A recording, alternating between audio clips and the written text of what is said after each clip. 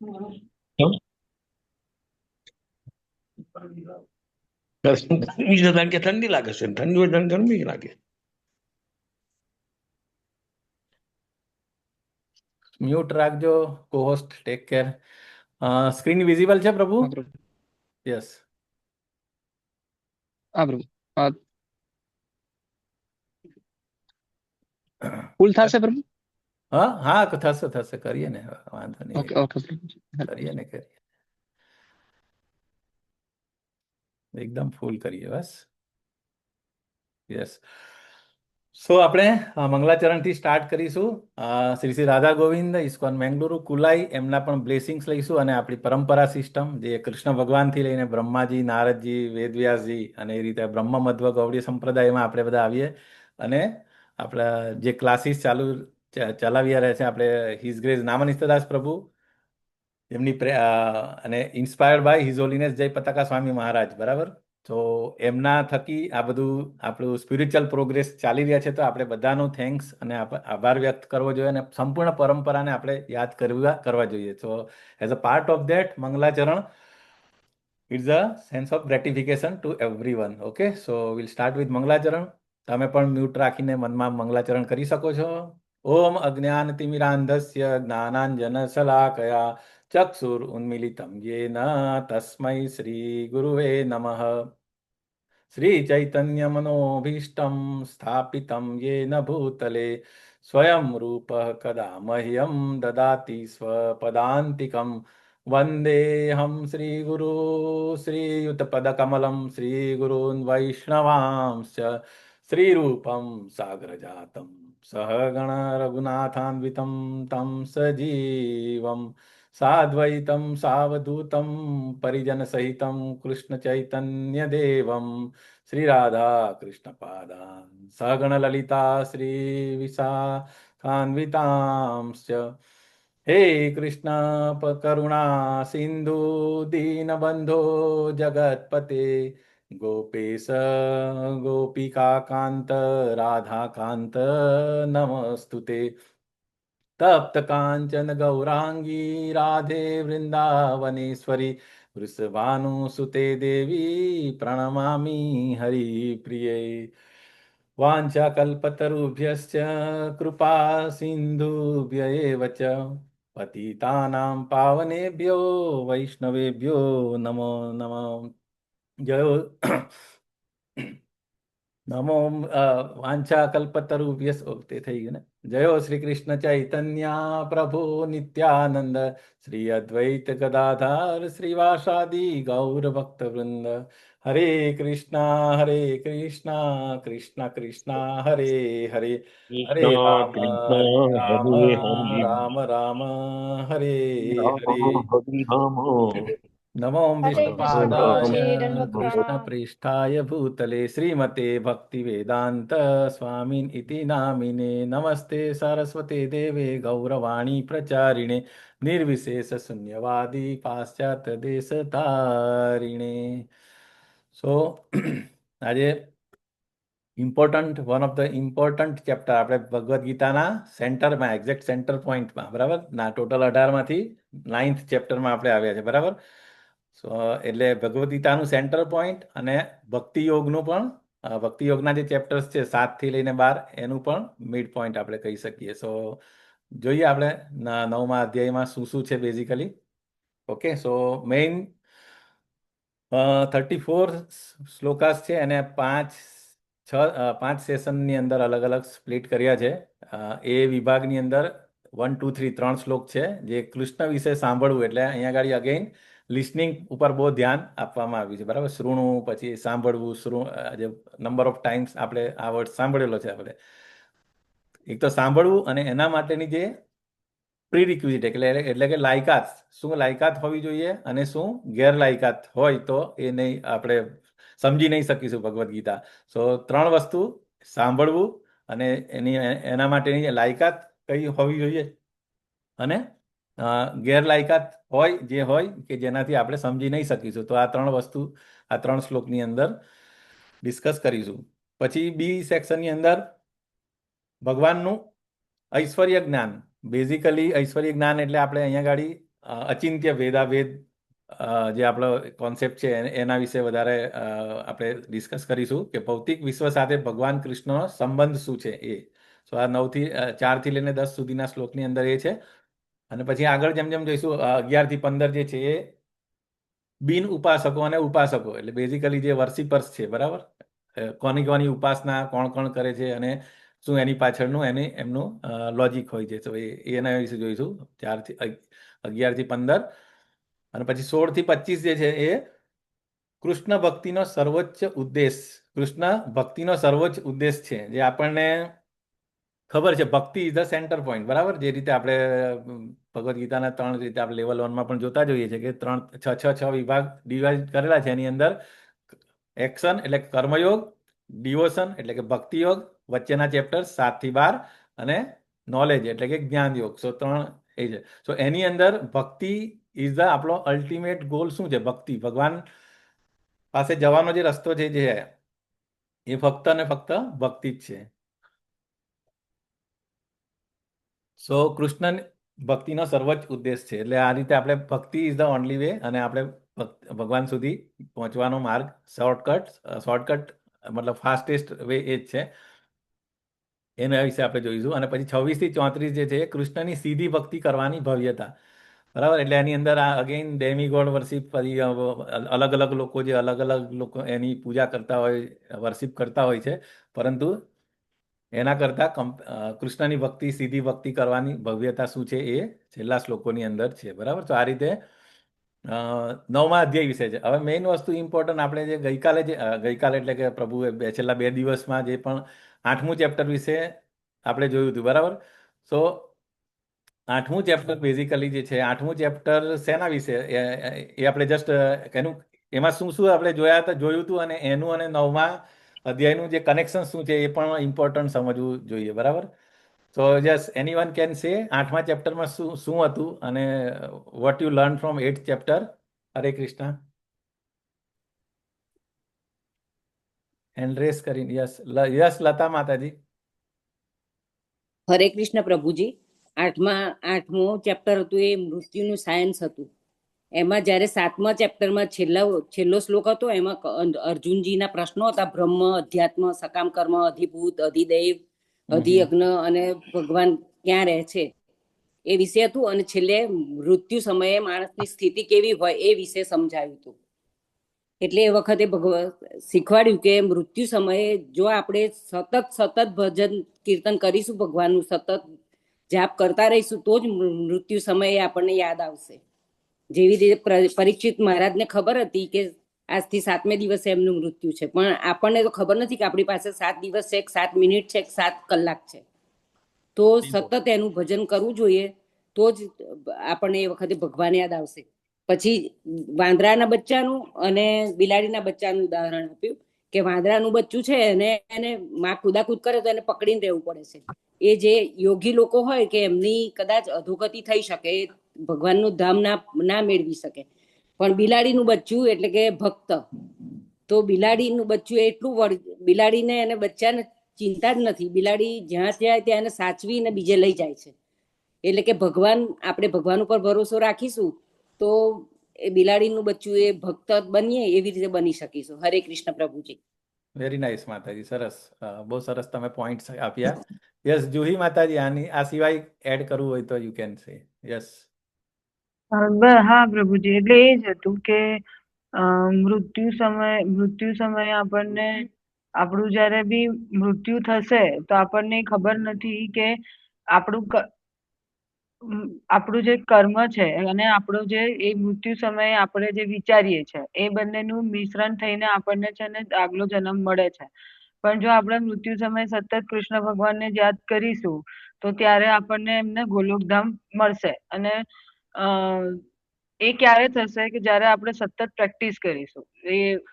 જેમ કે પ્રભુજીએ કીધું હતું કે આપણે 10th અને 12thની એક્ઝામ આપવી હોય તો માર્ચ મહિનામાં એક્ઝામ હોય તો આપણે ફેબ્રુઆરીમાં મહેનત નથી કરતા, આપણે આગલા માર્ચ મહિનાથી મહેનત કરવાની સ્ટાર્ટ કરીએ છીએ. ત્યારે આપણને થોડુંક બી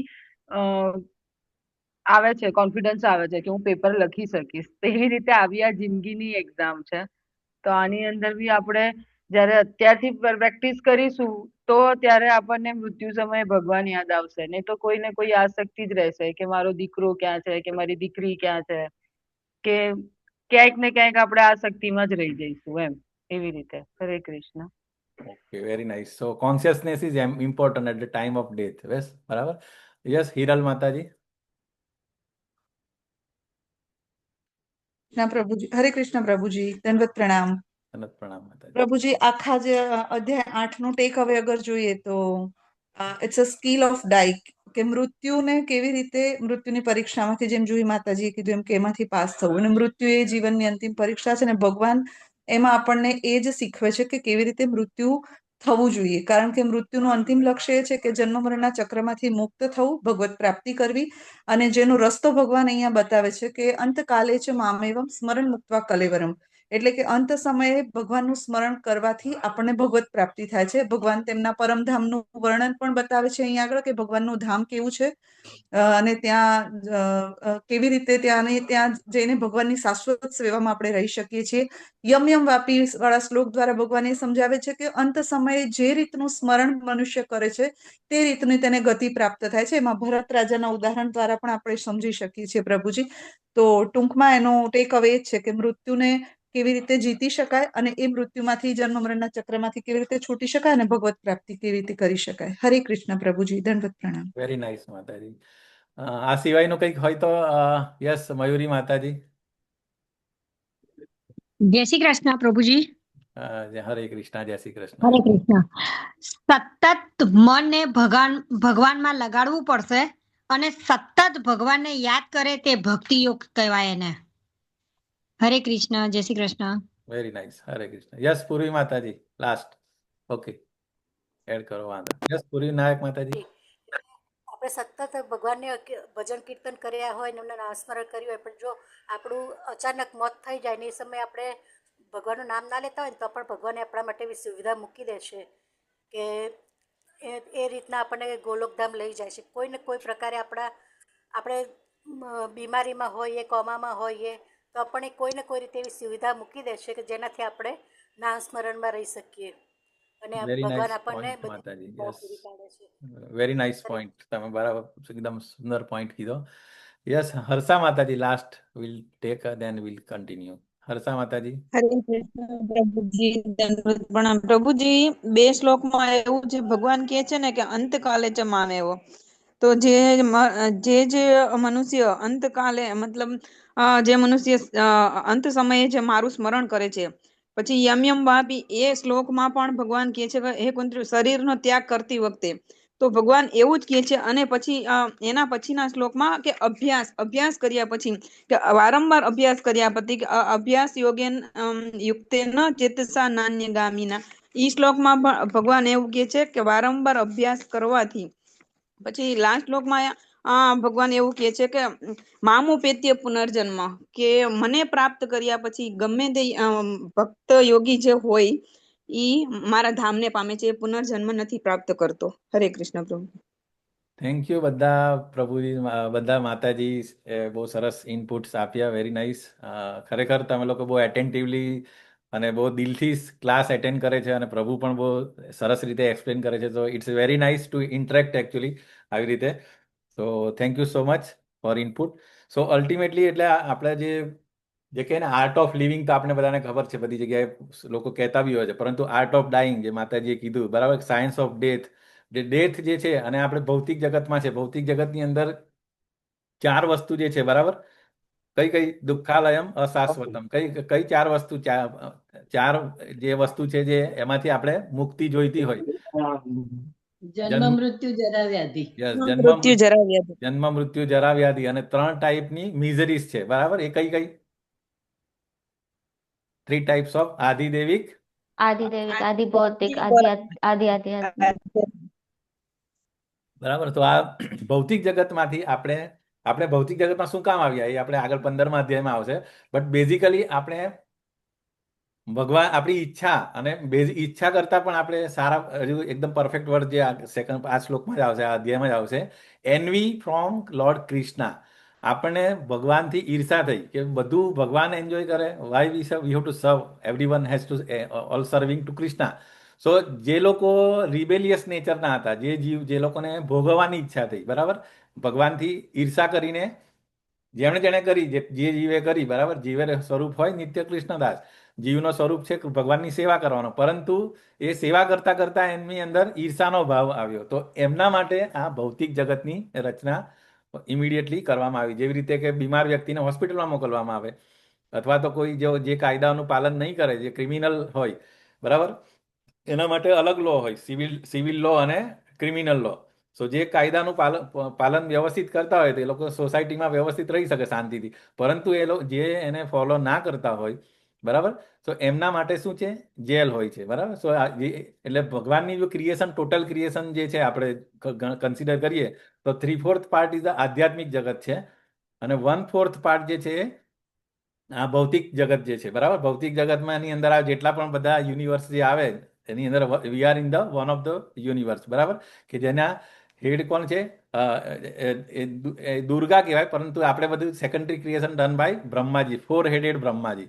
એવી રીતે એટલા બધા અનંત યુનિવર્સિસ છે, બરાબર. 100 હેડના બ્રહ્મા પણ છે, 1000 હેડવાળા બ્રહ્મા પણ છે. એવી રીતે અનંત યુનિવર્સિસ છે આ બધા. ઓકે, સો આપણે જે ઈચ્છાઓ વ્યક્ત કરી અને એનવિયસ નેચરને લીધે અને ઈચ્છા, બે વસ્તુ, એને લીધે આપણે અહીંયા આગળ રિફોર્મેશન માટે આપણને અહીંયા ભૌતિક જગતમાં મોકલવામાં આવ્યા. સો ભૌતિક જગતમાં આવ્યા, પરંતુ એટલે મતલબ આપણા બધાના પિતા, ultimate father is the lord Krishna. So કોઈ પણ પિતા એમના બાળક એમનાથી દૂર જાય, ઇવન આપણે ભૌતિક જગતની અંદર પણ આપણે જો વિચારીએ તો આપણું બાળક ધારો કે હોય, બીકોઝ ઓફ સમ ડિસ્પ્યુટ કે સમ મિસઅન્ડરસ્ટેન્ડિંગ, એને કે ના મારે ઘર છોડીને જવું છે, મારો અલગથી બિઝનેસ કે સેટઅપ કરવું છે, એમ કરીને જાય. સો as a parent, as a પિતા તરીકે આપણે શું કરીએ? ઓકે તારે જવું છે, તું તારી રીતે જે કંઈ કરવું હોય, આઈ વિલ સપોર્ટ યુ, અને એમ કરીને મોકલે. પરંતુ અંદરથી એની ઈચ્છા આવી હોય કે આજે દૂર ગયેલો છોકરો પાછો મારા ઘરે આવી જાય અથવા મારા બિઝનેસની અંદર એ કન્ટ્રીબ્યુટ કરે. સો ભૌતિક જગતના પિતાની પણ જે ઈચ્છા હોય એવી જ ઈચ્છા આપણા ભગવાન કૃષ્ણની પણ છે, કે આપણે ભલે અહીંયા આવી ગયા, આપણા માટે ફૂલ ફેસિલિટી, ભગવાને બધું ક્રિએશન એવી રીતે કર્યું કે તમે એન્જોય કરો અને પછી સુધરીને પાછા આવી જાઓ. મતલબ જેવી રીતે આપણે બીમાર વ્યક્તિને કેવું હોય, હોસ્પિટલમાં એડમિટ કરી સિરિંજને બધું ચડાવીને પછી જેવા સારા થાય એટલે પાછા એ ઘરે આવી જાય. એવી જ રીતે આપણા માટે બધું જે મટીરિયલ ક્રિએશન કર્યું છે ભગવાને બહુ બધું આ વસ્તુ ધ્યાનમાં રાખીને કર્યું છે. સો બેઝિકલી 8મું ચેપ્ટર આપણે જે થિયોરી જે જોયું હતું, બરાબર, સાયન્સ ઓફ ડેથ, અને એનો જે રસ્તો અહીંયા એટલે ભૌતિક જગતમાંથી હવે આપણે પાછું જવાનું ખબર પડી ગઈ, તો એના માટેનો રસ્તો ભગવાનનો અને આપણો રિલેશન ખબર પડી ગઈ. ભગવદ્ ગીતામાં જે આપણે ત્રણ સ્ટેજની અંદર જે આપણે નોલેજ શીખ્યા હતા, બરાબર, કયું નોલેજ હતું? ગુહ્ય જ્ઞાન, ગુહ્યતર અને ગુહ્યતમ. સો આજે છે બેઝિકલી 3 ટાઈપના લેવલ આપણે કહી શકીએ. ઇવન ભાગવતમની અંદર પણ છે કે એબ્સોલ્યુટ ટ્રુથ 3 સ્ટેજની અંદર સમજી શકીએ આપણે. કયું ભગવાનને સમજવાના ગોડ રિયલાઇઝેશનના 3 સ્ટેજ કયા? બ્રહ્મ, પરમાત્મા, ભગવાન. યસ. એવી જ રીતે આપણે અહીંયા ગાડી જેમ ભગવદ્ ગીતામાં પણ આપણે જે ભગવદ્ ગીતા બેઝિકલી શું છે? Bhagavad Gita is the principles, બરાબર. સો પ્રોગ્રેશન ધીરે ધીરે પ્રોગ્રેસ કરે. મતલબ કોઈ પણ જે આપણે સ્ટુડન્ટ હોય તો પહેલા એને પ્રાઇમરી એજ્યુકેશન આપે, પછી સેકન્ડરી આપે, પછી કોલેજમાં જાય, પછી માસ્ટર, એ રીતે સ્ટેપ બાય સ્ટેપ. એવી જ રીતે ભગવદ્ ગીતામાં પણ કૃષ્ણ ભગવાન અર્જુનને ધીરે ધીરે લેવલ ઉપર, મતલબ એકચ્યુઅલી અર્જુનને જરૂર નથી, એ આપણા માટે જ છે Bhagavad Gita, you all knows, બરાબર. એ તો અર્જુન આપણા બધાના પ્રતિનિધિ છે, અને એમના થકી ભગવાને આપણા માટે ભગવદ્ ગીતા, બધા ટોટલ હ્યુમન કાઇન્ડ માટે ભગવદ્ ગીતા આપી. સો રિયલાઇઝેશનના જે 3 તબક્કા જે છે, બરાબર, તો સૌથી પહેલું જે ગુહ્ય જ્ઞાન હતું એ આપણે કયા ચેપ્ટરમાં જોયું હતું? શેમાં હતું? ચેપ્ટર 2માં બેઝિકલી. અને શું ગુહ્ય જ્ઞાન? વોટ ઇઝ હું કોણ છું? હું કોણ છું? આત્મા છીએ. હું શરીર નથી, આત્મા છું. યસ, એટલે રિયલ જે નોલેજ છે, કે આમી જે સનાતન ગોસ્વામી પણ પૂછે છે ને કે હુ એમ આઈ, વાય આઈ એમ સફરિંગ, એટલે આવા બધા ક્વેશ્ચન્સ આપણે થવા જોઈએ. સો અને એનો જવાબ ભગવદ્ ગીતામાં આપણને મળે છે. તો 2nd ચેપ્ટરની અંદર જ કે I am not this body, I am spirit, soul. અને સોલ અને ભગવાન બંનેનું નેચર શું છે? સચ્ચિત આનંદ. પરંતુ સોલ જેવું ભૌતિક પ્રકૃતિના સંસર્ગમાં આવવાથી એનું ઓરિજિનલ આઈડેન્ટિટી ભૂલી ગયું. જેવું કે પેલું આપણે નાના હતા ત્યારે સ્ટોરી શીખેલા ને કે એક વાઘનું બચ્ચું હોય, સિંહનું બચ્ચું, પરંતુ એ નાનપણથી જ ઘેટાની બચ્ચાની અંદર આવી જાય તો એ એનું પોતાની આઈડેન્ટિટી ભૂલી જાય. તો આપણી હાલત ભૌતિક જગતમાં આવ્યા પછી એવી જ થઈ. પરંતુ એને રિયલાઇઝેશન નોલેજ કેવી રીતે જ્યારે મળે કે જ્યારે કોઈ એકવાર જ્યારે સિંહ પોતે જોઈ છે કે અરે આ તો મારું બચ્ચું છે, પરંતુ એનું બિહેવિયર તો ઘેટા જેવું છે, તો એને પછી એક કૂવા પાસે લઈ જાય છે અને એનું પ્રતિબિંબ બતાવે છે કે જો તું તો મારા જેવું દેખાય છે અને તું જો હું ત્રાડ નાખું, અને પછી એને રિયલાઇઝેશન એને નોલેજ મળે અને પછી he is acting like a lion. So એવી જ રીતે જે ફર્સ્ટ નોલેજ જે છે આપણે વી આર સ્પિરિટ સોલ બરાબર. પછી આવે છે એનાથી જેમ આપણે અંદર જઈએ ભગવદ્ ગીતામાં, એટલે સોલ અને બોડીનું that is called self realization. પછી સેકન્ડ સ્ટેજ જે આવે ગુહ્યતર જ્ઞાન છે, એ આપણને કયા ચેપ્ટરમાં મળેલું? હરી બોલ. 7મા ચેપ્ટરમાં. Yes, very nice. 7th અને 8માં પણ થોડું, પણ 7માં છે. યસ. તો એમાં આપણે શું શું શીખેલા? ભગવાન કોણ છે? ભગવાન સાથેનો સંબંધ. ભગવાન કોણ છે? ગુહ્ય, ગુહ્યતર ને ગુહ્યતમ. એમાં ગુહ્ય એટલે આપણે શરીર નથી, આત્મા છીએ. એ પછી તો થઈ ભગવાન ગયું. કોણ છે? હા, હવે ગુહ્યતરમાં શું છે? શું શું શીખેલા આપણે? 7મા ચેપ્ટરમાં શું હતું? ગુહ્યતરમાં ભગવાન સાથેનો ભગવાન કોણ છે ને ભગવાન સાથેનો આપણો સંબંધ. આપણો સંબંધ. ગુહ્યતમ એટલે ભગવાનને જાણીને ભક્તિ કરવાની છે.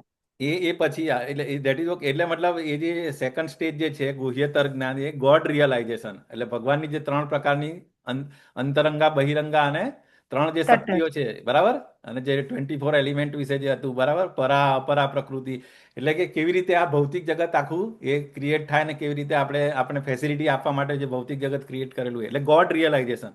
એટલે સેલ્ફ રિયલાઇઝેશન, પછી ગોડ રિયલાઇઝેશન. એટલે પહેલા આત્માનું જ્ઞાન, પછી પરમાત્મા મતલબ ભગવાનનું જ્ઞાન, એની એનર્જીસ આપણે માર્જિનલ પોટેન્સી કહેવાય બરાબર, બંનેમાં આવે. અંતરંગા બહિરંગા, અંતરંગા શક્તિ એટલે યોગ માયા પોટેન્સી કહેવાય. બહિરંગા શક્તિ એટલે મહામાયા, જે ભૌતિક જગત, જે દુર્ગા માયા જે કહે ને આપણે, ઇન્ચાર્જ ઓફ ભૌતિક જગત. ઓકે. અને જીવ જે તત્વ જે છે, આપણે જીવ જે છે એ માર્જિનલ પોટેન્સી આવે, એટલે એ આધ્યાત્મિક જગતમાં પણ જઈ શકે અથવા ભૌતિકમાં આવે, એટલે એને તટસ્થ કહેવાય, તટસ્થ અથવા માર્જિનલ. અને ત્રીજું જે જ્ઞાન જે છે આ ચેપ્ટરમાં આપણને ભણવામાં આવશે, દેટ ઇઝ કોલ્ડ પ્યોર ભક્તિ. એને રિયલાઇઝેશન, રિલેશનશિપ રિયલાઇઝેશન, અને એને ભગવાનના ધામમાં જવા માટે જો એકચ્યુઅલ પ્રેક્ટિકલ શું છે તો કે ભક્તિ, તે એ જે જ્ઞાન જે છે આ 9મા ચેપ્ટરનું છે બરાબર. સો આ રીતે ગુહ્યતર અને ગુહ્યતમ. સો ધીરે ધીરે આપણે progression of the Gita moves inward, એટલે બહારથી સેકન્ડ ચેપ્ટરથી પછી 9મા ચેપ્ટરમાં જેમ જેમ જઈએ એમ આપણે મોસ્ટ સિક્રેટ નોલેજ સુધી આપણે આવ્યા બરાબર. સો એ ચેપ્ટરનું નામ આપણે શું કહેવાય? રાજવિદ્યા, રાજગુહ્ય યોગ પણ કહી શકાય. અને આપણે અહીંયા ગાડી તો એનું નામ પરમ ગુહ્ય જ્ઞાન કહે છે, પણ અમુક ગીતાની અંદર એ રાજવિદ્યા, રાજગુહ્ય એટલે કે ધ કિંગ ઓફ નોલેજ કહેવાય છે બરાબર. સો એની આ ચેપ્ટરમાં મેઇન ફોકસ શું છે કે યોગ મિશ્ર ભક્તિથી આપણે અનન્ય ભક્તિ, એટલે કે pure devotional service, even nectar of ડિવોશનમાં પણ તમે ભણશો આગળ બરાબર, જ્યારે તમે ભક્તિશાસ્ત્રી કરશો તો એની અંદર બી અનન્ય ભક્તિ કોને કહેવાય અને તો એનું ડિટેલની અંદર આવશે. સો ભક્તિમાં આપણે કેવી રીતે એટલે થિયોરિટિકલ સેન્ટ જેવી રીતે ઓકે, એટલે આ દેટ ઇઝ કોલ્ડ ભક્તિ યોગ. ઓકે. સો હવે આપણે will start with actually okay. તો આપણે વિભાગ એ ચાલુ કરીશું. એની અંદર કૃષ્ણ વિશે સાંભળવું, લાયકાતો અને ગેરલાયકો. ઓકે. તો સૌથી પહેલો જે શ્લોક જે છે, કૃષ્ણ જે જ્ઞાનને પ્રકટ કરવાના છે તેનો મહિમા કરે છે, એટલે જે રાજ વિદ્યા, રાજગુહ્ય, એટલે આજે પહેલો જે શ્લોક જે છે અહીંયા આગળ વેરી ઇમ્પોર્ટન્ટ અગેન શ્રી ભગવાન ઉવાચ. અહીંયા ભગવાન કહેવાનું ચાલુ, મતલબ ભગવાન સામેથી જ કન્ટિન્યુએશનમાં રાખે છે. સો આવું કેમ છે? આ કોઈને એનો જવાબ આપી શકે કોઈ આગળના ચેપ્ટર જોડે? હવે અગેન 7th અને 9th ચેપ્ટર વચ્ચે શું સિમિલારિટી છે, શું that is also V have to understand. અને ભગવાન નોર્મલી કેવું અર્જુન પૂછતા હોય છે અને ભગવાન જવાબ આપે, પણ આની અંદર યસ જોહી માતાજી. હરે કૃષ્ણ પ્રભુજી. એટલે જે 7મું ચેપ્ટર હતું ને એની અંદર ભગવાન એમના વિશે જ્ઞાન આપતા હતા, અને ત્યારે જે છેલ્લા 2 શ્લોક હતા ને જેમાં ભગવાને જે બ્રહ્મ ને જે મારો પરમાત્મા સાથેનો સંબંધ એ રીતેનું એમણે વાત કરીને એટલે અર્જુને આપણા જેવા લોકોને સમજવા માટે એમણે વચ્ચે ભગવાન જોને છે ને એવું કીધું કે પહેલા આ બધાના મતલબ સમજાવો. એટલે જે 8મું ચેપ્ટર જે છે ને એ ડાયવર્ઝન છે કે જેમાં ભગવાન આપણને ભગવત પ્રાપ્તિ કેવી રીતે થવી એ સમજાવે છે. પણ અને પછી 9મું ચેપ્ટર જે છે 7મા ચેપ્ટરને લિંકમાં છે એમ. Yes, very nice. એટલે બેઝિકલી કન્ટિન્યુએશન 7મા ચેપ્ટરમાં જે આપણે જે કીધું ને થિયોરિટિકલ નોલેજ આપવાનું ચાલુ કરેલું ભગવાને પોતાની શક્તિઓ વિશે અને પછી લાસ્ટમાં એટ ધ એન્ડ ઓફ ત્યારે એમણે પછી અર્જુને જે સવાલ પૂછેલા તો એનો જવાબ આપવામાં 8મું ચેપ્ટર એટલે જે મૃત્યુ માટેની જે આપણે જે ડિસ્કસ કર્યું શું વોટ ઇઝ ધ કોન્શિયસનેસ શું હોવું જોઈએ એનો જવાબ આપ્યો અને પછી અગેન જે 7મું ચેપ્ટરના કન્ટિન્યુએશનમાં જ આપણે કહી શકીએ કે આ 9મું ચેપ્ટર એટલે ભગવાને ચાલુ કરે છે ઓકે. પૂર્ણ પુરુષોત્તમ પરમેશ્વર બોલ્યા, પ્રિય અર્જુન, તું કદાપી મારી ઈર્ષા કરતો નથી. દેટ ઇઝ વેરી આગળ બી ભગવાને કીધું હતું બરાબર. It is one of the very important quality of devotee and particularly Arjun. ઈર્ષા કરતો નથી. અનસૂયવે. તેથી હું તને આ પરમ ગુહ્ય જ્ઞાન તથા સાક્ષાત્કાર વિશે જણાવીશ કે જે જાણીને તું ભૌતિક અસ્તિત્વના સર્વ કલેશોમાંથી મુક્ત થઈ જઈશ. જે આધિભૌતિક આધિદૈવિક જન્મ મૃત્યુ જરા વ્યાધિ આ બધામાંથી મુક્ત થવું હોય સો એના માટે જે હું તને કહી રહ્યો છું જે ગુહ્યતમ જ્ઞાન અને એની જે એ જે છે આ because you are non envious. So envy is the very very important જે આપણે કીધું ને કે ક્વોલિટી શું એક તો સાંભળવાનું અને બીજું ક્વોલિટી. તો આ નોન એનવીયસ હોવું જોઈએ. That is one of the very important quality everyone should have. Okay so NV અને બીજી કઈ ક્વોલિટી આગળ ભગવાને અર્જુનની એપ્રિશિએટ કરી હતી આગળના શ્લોકોમાં? આ એક થઈ નોન એનવીએસ. એ સિવાય પણ બીજું કીધું હતું આઈ થિંક. ને એ અનગ બરાબર કે નિષ્પાપ. ઓકે ક્વોલિટી અર્જુનની ક્વોલિટી કે ભાઈ એટલે વાય શું કામ ભગવાન અર્જુનને સિલેક્ટ કરેલો કે ભાઈ ગુડાકેશ ભક્તો મિત્ર બી હતા અને ભક્ત બી હતા. હા ભક્તો સી મે સખા ચેતી જે 4th ચેપ્ટરમાં આવે છે ને મિત્ર હા સો ભક્તો સી મે સખા ચેતી એટલે એ ભક્ત હતો એમનો મિત્ર હતો અને આ નોન એનવીએસ હતો. બાકી તમે જે કીધું એ બી રાઈટ છે કે નિષ્પાપ હતા બરાબર. અનગ એટલે કે નિષ્પાપ. So that is also required quality. But main વસ્તુ ભગવાનનો ભક્ત હતો અને ભક્તો સી મે સખા અને મિત્ર પણ હતો અને આ એટલે આ 3 વસ્તુ. સો એનવીને અહીંયા આગળ એનાલોજી આ પ્રભુપાદ પર્પટની અંદર એ કોરિલેટ કરે છે કે એનવી એટલે શું? એનવીથી શું થાય? આપણું હાર્ટ જે છે બરાબર એ જેવી રીતે એ અરીસાની ઉપર જે ડસ્ટ જામી જાય બરાબર તો આપણે મતલબ ક્લિયર જોઈ નહીં શકીએ. એવી રીતે બીકોઝ ઓફ એનવી એને લીધે આપણું જે હાર્ટ ઉપર આવી જાય. તો the solve is like mirror. આપણો જે આત્મા જે છે એ શુદ્ધ છે બરાબર ભગવાનની જેવો સચ્ચિતાનંદ. પરંતુ in material world envy is a dust that covers it. We investigate એટલે આપણે પછી એ જોવું જોઈએ કે આપણે એને કેવી રીતે રિમૂવ કરવાનું બરાબર. To see the divine clearly first we wipe એટલે આપણે એના માટે જે શિલા પ્રભુપાદે કીધું ને કે શું વોટ ઇઝ ધ ચૈતન્ય મહાપ્રભુએ શું રસ્તો આપ્યો? ચેતો દર્પણ માર્જનમ. Okay holy name chanting the holy name. ધીરે ધીરે જે ડસ્ટ એક્યુમ્યુલેટ થઈ છે આપણા હૃદય ઉપર કારણ કે આપણને ખબર નથી કેટલા જન્મારાથી આપણે સાયકલની અંદર આ ભૌતિક જગતમાં છે અને મનુષ્ય જન્મ આપણને કેટલી બધી પૂરી સાયકલોમાં જઈને પછી આપણે મળ્યો છે. સો એ જે ઇમ્પ્રિન્ટ્સ જે છે બધી આપણા હૃદય ઉપર જે બધા ઇમ્પ્યોરિટીઝ છે તો એને ક્લીન કરવા માટેનો જે રસ્તો આપણા રૂપ ગોસ્વામીએ અને આપણા ચૈતન્ય મહાપ્રભુએ પ્રેક્ટિકલ વેમાં એ જાતે આપણને શીખવાડવા માટે આવેલા. સો એ આપણને કે કેવી રીતે આપણે ડસ્ટ ક્લીન કરી શકાય આપણું હાર્ટ ક્લીન કરી શકીએ. સો એનવી વન્સ આપણી એનવી રિમૂવ થાય તો પછી આપણે ભગવાનની ભક્તિ કરી શકીએ અને જો ભગવાનની ભક્તિ કરી શકીએ તો આપણે પછી at the end of life time મૃત્યુના સમયે આપણે ભગવાનની યાદ આવે અને ભગવાનની યાદ આવે તો પછી યમ વાપી સ્મરણ વાપી સ્મરણ કરી શકીએ અને આપણે ભગવાનના ધામમાં જઈ શકીએ. સો આ બધું આખું સાયકલ મતલબ ક્યાંથી શરૂ થયેલું? એનવીથી શરૂ થયેલું અને એને આપણે દૂર કેવી રીતે કરવાનું જે આપણે પૂરો પરંપરામાં આપણે જોડાયા આપણે કેવું કે જેવી રીતે આપણે કહીએ ને કે ડૉક્ટર કે એન્જિનિયર બનવું હોય તો આપણે એક સારી કોલેજમાં એડમિશન લઈએ. એડમિશન લીધા પછી આપણે એકલું એડમિશન લઈને થતું નથી. ત્યાં જઈને પછી એના રૂલ્સ એન્ડ રેગ્યુલેશન ફોલો કરવા પડે, લેક્ચર એટેન્ડ કરવા પડે, પ્રેક્ટિકલ્સ કરવા પડે, થિયરી એટેન્ડન્સ બધું હોવું જોઈએ. તો પછી આપણે એક્ઝામ અને પછી લાસ્ટમાં એક્ઝામ પાસ થઈએ તો પછી આપણે ડિગ્રી મળે ને આપણે એ થાય. તો સેમ વસ્તુ લાઈફની અંદર પણ આ રીતે છે કે મૃત્યુ સમયે આપણે અલ્ટિમેટ લાઈફનો ગોલ શું છે કે મૃત્યુ સમયે ભગવાનને યાદ કરીએ. સો એના માટેનું આ બધી પ્રોસેસ છે. એના માટે આપણે કર્મ આપણે જોયા 1 થી 6 અધ્યાયમાં કેવા કેવા કર્મ કરવા જોઈએ, કર્મના ટાઈપ્સ કેવા હોય, બરાબર. કર્મ કોને કહેવાય, વિકર્મ કોને કહેવાય, ઓકે. શાસ્ત્રોના વિરુદ્ધ જે આપણે ડિટેલમાં કરેલું એટલે આપણે જોતા નથી, એની અંદર ડિટેલ જતા નથી અત્યારે. So that is one thing. કર્મને આપણે અકર્મમાં ટ્રાન્સફોર્મ કરીએ છીએ, બધા કર્મ. આપણું બેલેન્સ જે છે પોઝિટિવ પણ ના આવવું જોઈએ, નેગેટિવ બી ના આવવું જોઈએ. પોઝિટિવ હોય તો શું થાય, આપણે ક્યાં જઈએ? પોઝિટિવ કર્મ હોય, તમે સારા કર્મો કરે તો શું મળે તમને? સ્વર્ગ પ્રભુજી.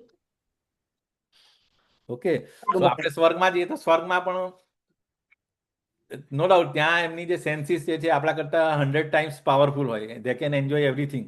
ઓકે. એમનું લાઈફ વધારે હોય, ત્યાં એમને આપણે જન્મ મૃત્યુ જરા વ્યાધિ તો હોય, પરંતુ એમનું ડ્યુરેશન એટલું બધું હોય ને. સો એ વી કેન સે લાઈક દેવતાઓ અમર છે એવું કે ને. એમ તો અમર નથી. ઇવન બ્રહ્માનું પણ લાઈફ છે, આપણે જોયું 311 ટ્રિલિયન યર્સ.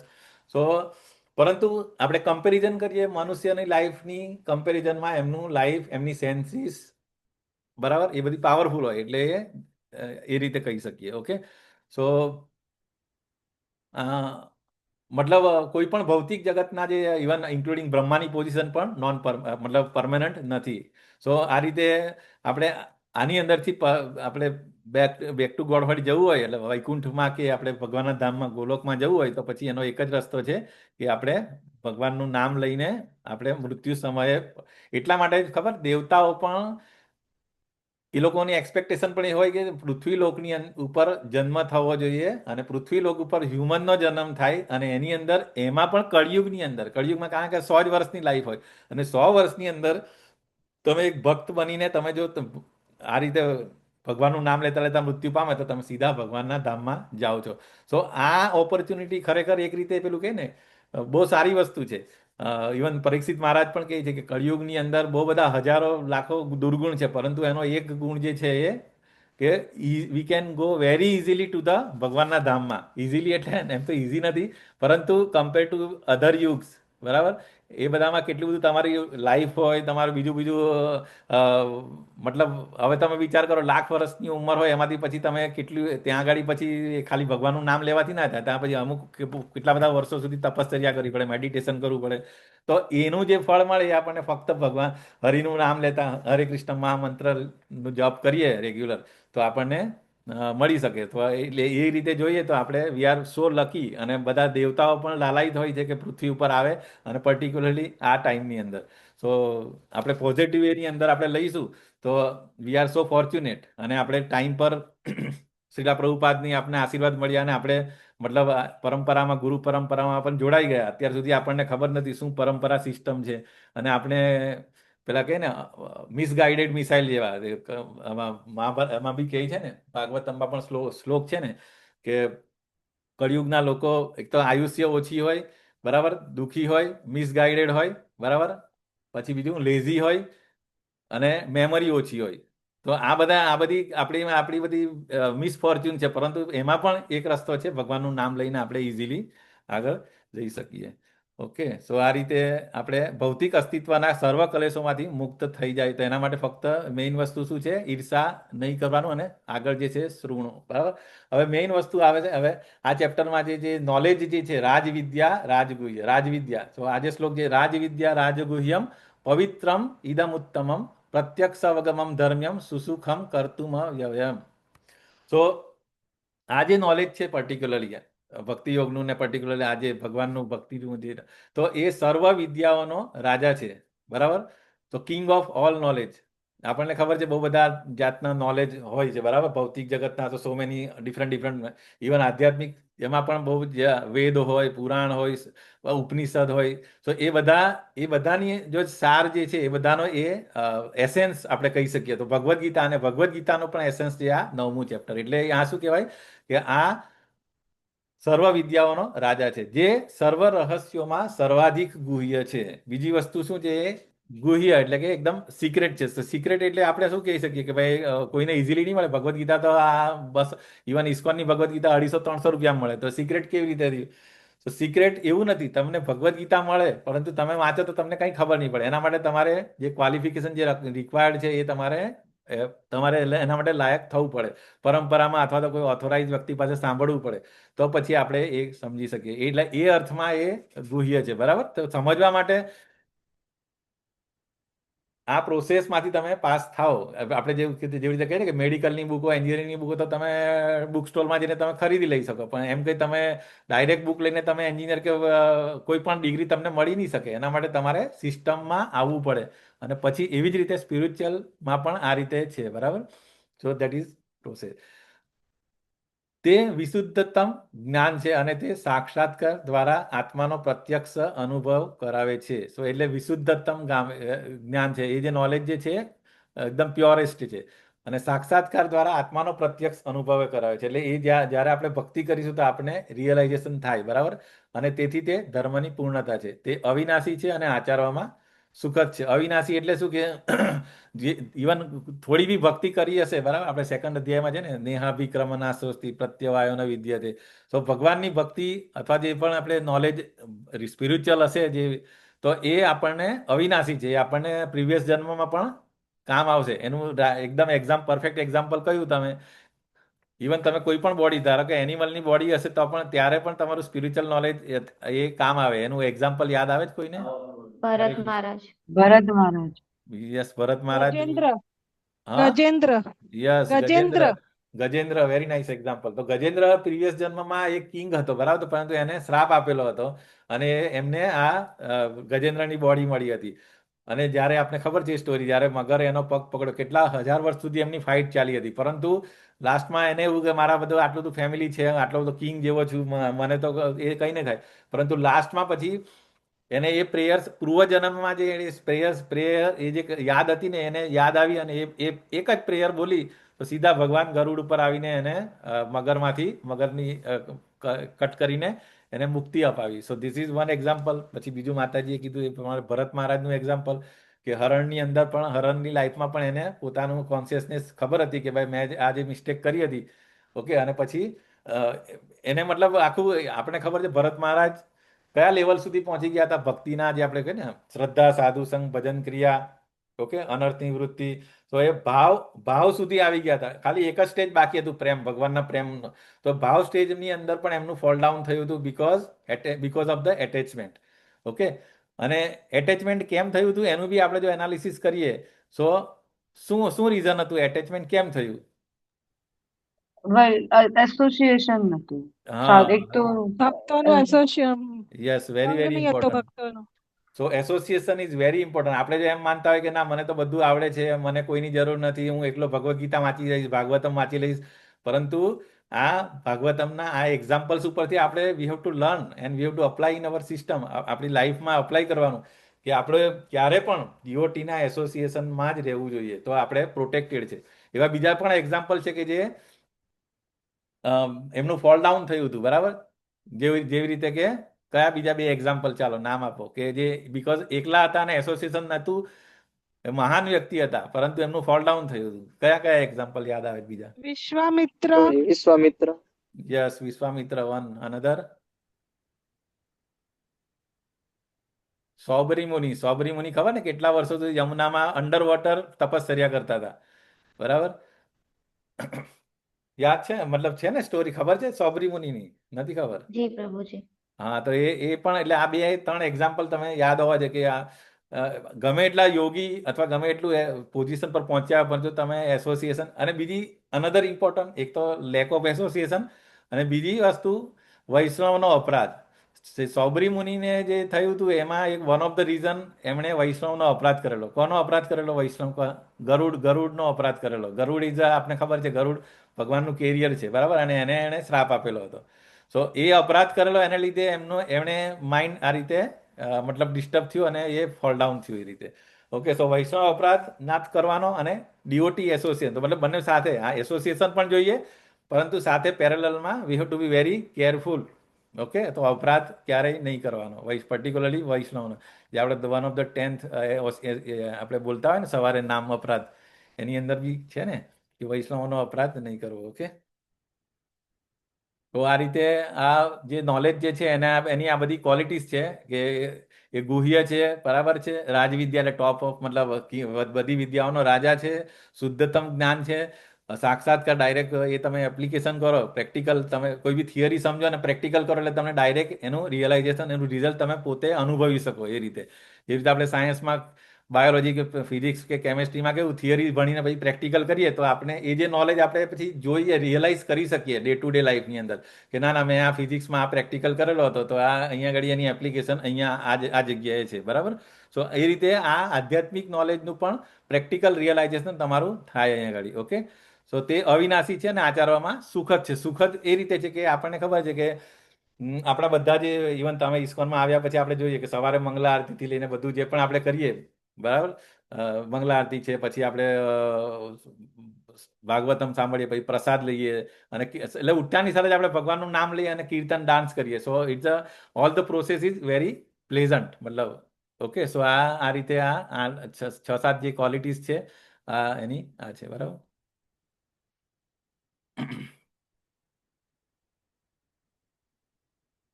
હે શત્રુ વિજેતા, જે મનુષ્યો ભક્તિમાં શ્રદ્ધા ધરાવતા નથી તેઓ મને પ્રાપ્ત કરી શકતા નથી. આ અગેન ઇમ્પોર્ટન્ટ કે શ્રદ્ધા is, faith is the first step. આપણે કહીએ ને કે પ્રોગ્રેસ, સ્પિરિચ્યુઅલ પ્રોગ્રેસ કરવો હોય તો શ્રદ્ધાથી શરૂ થાય. શ્રદ્ધા પછી આવે, શ્રદ્ધા હોય તો પછી સાધુસંગ આવે, સાધુસંગ હોય તો પછી આપણામાંથી અનર્થ નિવૃત્તિ આવે. પરંતુ શ્રદ્ધા જ ના હોય તો પછી તમારી શરૂઆત જ ના થાય. તો પછી અથવા તો તમારી શ્રદ્ધા કોઈ એવી જગ્યાએ જાય કે જે પછી આપણે આગળ 9મા અધ્યાયની અંદર આગળ જ આવશે કે ડેમિગોડ્સમાં આવશે, કોઈ ભૂત પ્રેતમાં આવશે, કોઈની શ્રદ્ધા પિતૃઓમાં એ થાય. સો ડિપેન્ડ્સ. એક તો શ્રદ્ધા હોય જ નહીં, અથવા તો હોય તો બી એ પછી તમોગુણી, રજોગુણી કઈ રીતે, એ 17મા અધ્યાયમાં આગળ પાછું ડિટેલમાં આવશે. તો શ્રદ્ધા હોવી જોઈએ, અને કેવી હોવી જોઈએ that is also important. Okay, તો તેથી તેઓ આ ભૌતિક જગતમાં જન્મ મૃત્યુના માર્ગ ઉપર પાછા આવતા રહે છે. કે જેને શ્રદ્ધા ના હોય તો ઇવન 17મા અધ્યાયમાં ડિટેલમાં કહેશે કે જેને શ્રદ્ધા નહીં હોય એટલે કે ડેમોનિયક કેટેગરીમાં આવશે, અને એવા લોકોને હું વારંવાર અસુર યોનિની અંદરમાં જ નાખતો જાઉં છું, એવું ભગવાન પોતે કહે છે, બરાબર. સો શ્રદ્ધા ઇઝ ઓલ્સો ઇમ્પોર્ટન્ટ. તો અહીંયા આપણે 1, 2, 3 શ્લોકની અંદર 3 વસ્તુ જોઈ, બરાબર. એક સાંભળવાનું, બીજું એનવી ના હોવું જોઈએ, અને ત્રીજું શ્રદ્ધા પણ હોવી જોઈએ, અને કેવી હોવી જોઈએ એ પણ આપણને ખબર હોવી જોઈએ. ઓકે,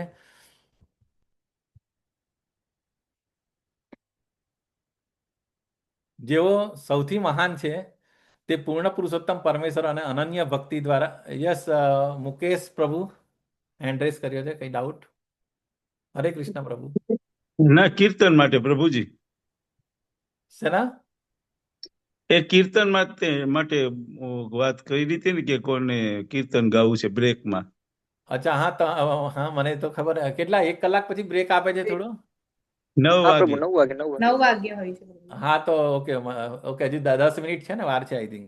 ના, આ તો વાત આવ્યું હતું ને એટલે હું કહું. ના, ઇટ્સ ઓકે પ્રભુ. ના, બરાબર છે, સારું થયું તમે યાદ કરાવી દીધું મને. It's okay. હા પ્રભુજી, હરે કૃષ્ણ. થેન્ક યુ પ્રભુ. તો જેઓ સૌથી મહાન છે તે પૂર્ણ પુરુષોત્તમ પરમેશ્વર અનન્ય ભક્તિ દ્વારા જ પ્રાપ્ત થઈ શકે છે.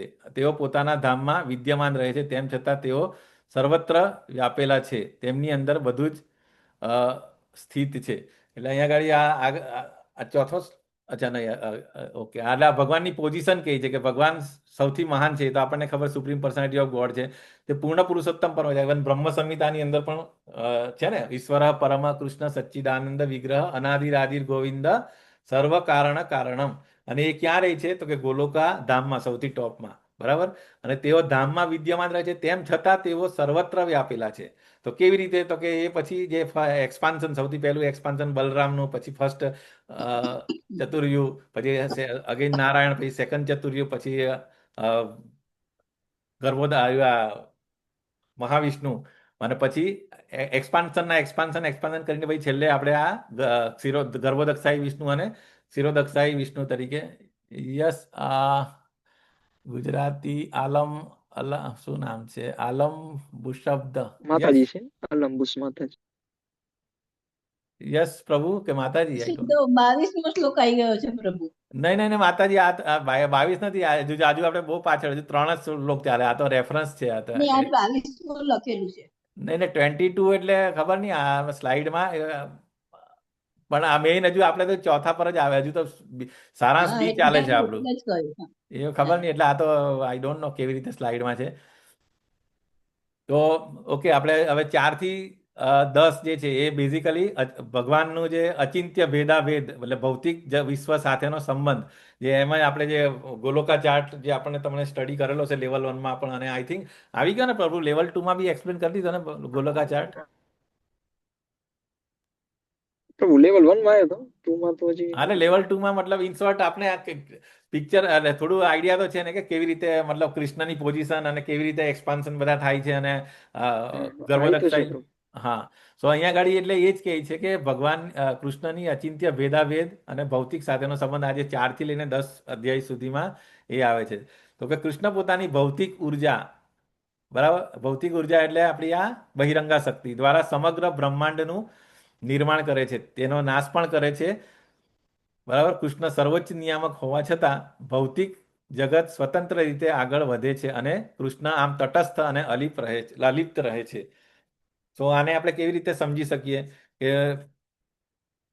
ભગવાન પેલું કહે ને કે ગોલોકા ધામમાં તો હોય છે, અને આ બધું આટલું બધું મોટામાં આટલા બધા યુનિવર્સિસને પણ ઇનડાયરેક્ટ કંટ્રોલિંગ કરે છે. કંટ્રોલિંગ તો કે કોણ કરે છે? આપણને ખબર છે કે આ ભૌતિક જગત જે છે, બ્રહ્માજી ગર્ભોદક્ષાઈ વિષ્ણુની નાભી કમળમાંથી જે એ થાય છે, એની અંદર પછી જે 14 ભુવન નિર્માણ થાય છે.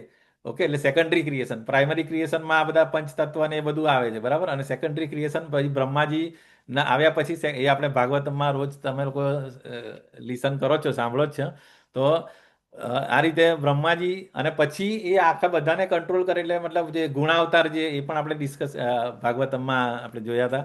તો ગુણાવતારમાં તરીકે બ્રહ્મા, વિષ્ણુ અને મહેશ ત્રણ બેઝિકલી એ અગેઇન ઇટ્સ અ ગુણાવતાર, એટલે ભગવાનના જ એક્સપાન્શન છે બધા, બરાબર. સો જરા શું 5-6 જાતના અલગ અલગ અવતાર છે.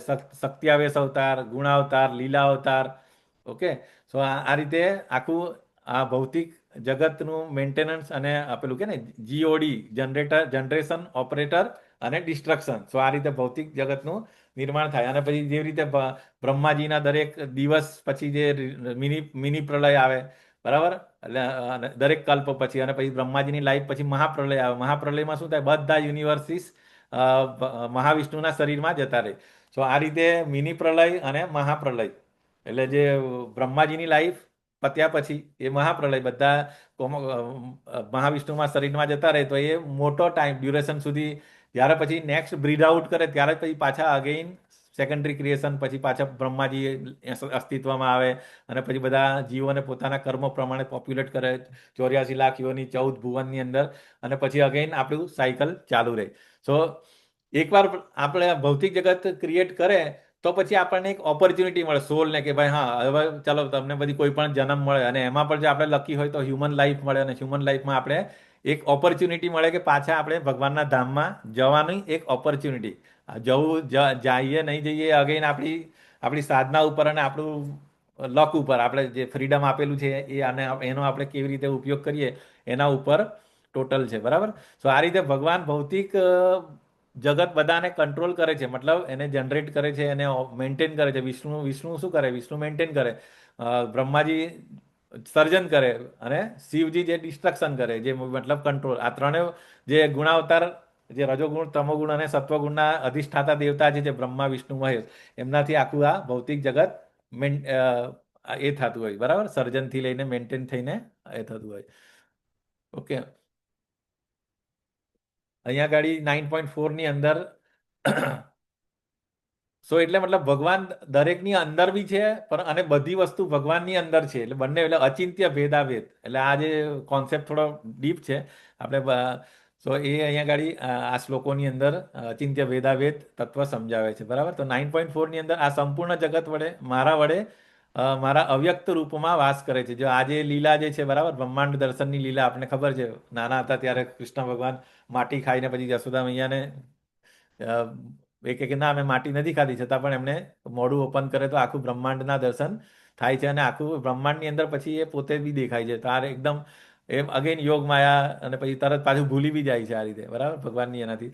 તો અહીંયા આગળ એટલે એ જ કહે છે કે આ સંપૂર્ણ જગત મારા વડે મારા વ્યક્ત રૂપમાં વ્યાપ્ત થાય છે અને સમસ્ત જીવ મારામાં છે પણ હું એમનામાં નથી. એટલે ભગવાન ક્યારેક અમુક અધ્યાયમાં એવું કે ના સર્વસ્વ ચાહમ હૃદય સન્નિવિષ્ટો, અને આગળના અધ્યાયમાં પણ કહે છે કે ભાઈ બધા શરીરની અંદર જેવી રીતે વ્હીકલમાં હોય ને ડ્રાઈવર હોય ને એવી રીતે દરેકમાં આત્મા સાથે પરમાત્મા હું બધા મૂવ કરું છું. એ 18મા અધ્યાયમાં પણ આવશે. અને અહીંયા પાછા આવું બી કહે છે. તો એ કેવી રીતે સમજવું આપણે? ઓકે, તો આપણે આ અચિંત્ય, ભેદ અને અભેદ એટલે એક સાથે મતલબ છે અને નહીં પણ એમ. ઓકે, અને બીજી વસ્તુ આપણે કે ક્વોલિટેટિવ અને ક્વોન્ટિટેટિવ એ પણ આપણે સમજી શકીએ કે ક્વોલિટી વાઇઝ આપણે ભગવાનને સેમ છે, બરાબર, આત્મા અને ભગવાનને. પરંતુ ક્વોન્ટિટી એટલે કે જે ક્વોન્ટિટીઝ જે છે ભગવાન આપણે અણુ છે અને ભગવાન વિભુ છે. સો આ બધા જે અલગ અલગ ફિલોસોફી છે, બરાબર, દેટ ઇઝ આપણે જે ફિલોસોફી છે પર્ટિક્યુલરલી ચૈતન્ય મહાપ્રભુની અને ગૌડીય સંપ્રદાયની એ અચિંત્ય ભેદા ભેદ. કે ક્વોલિટેટિવ આપણે સેમ છે but quantitative is different than lord. Okay, એક સાથે છે પણ અને નહીં પણ.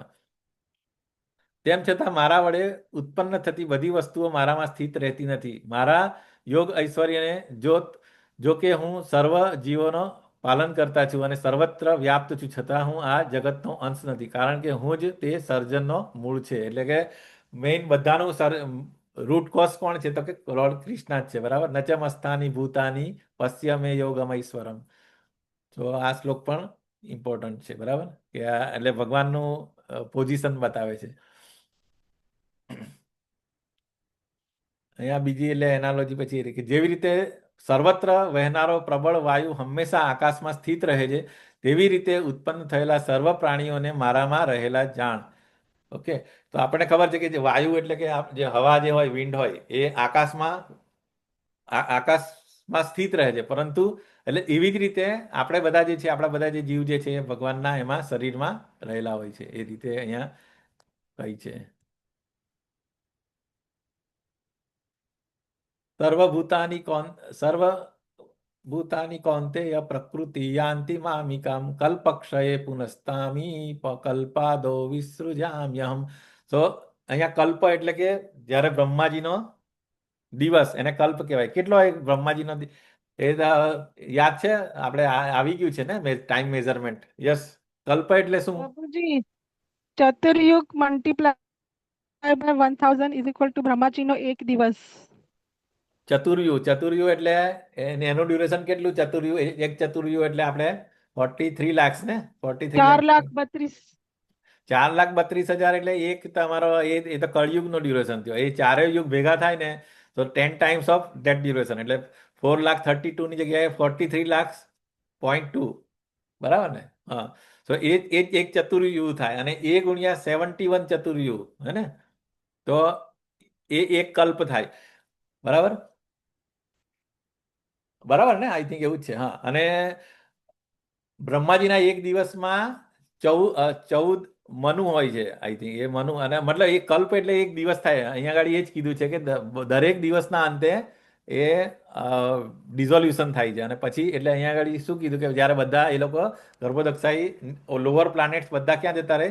ગર્ભોદક્ષાઈ વિષ્ણુના એમાં જતા રહે છે. અને પછી પાછું જ્યારે દિવસ ઉત્પન્ન થાય, દિવસ ઉગે એટલે પાછા બધા એ થઈ જાય. ઓકે, સો આ રીતે કલ્પ.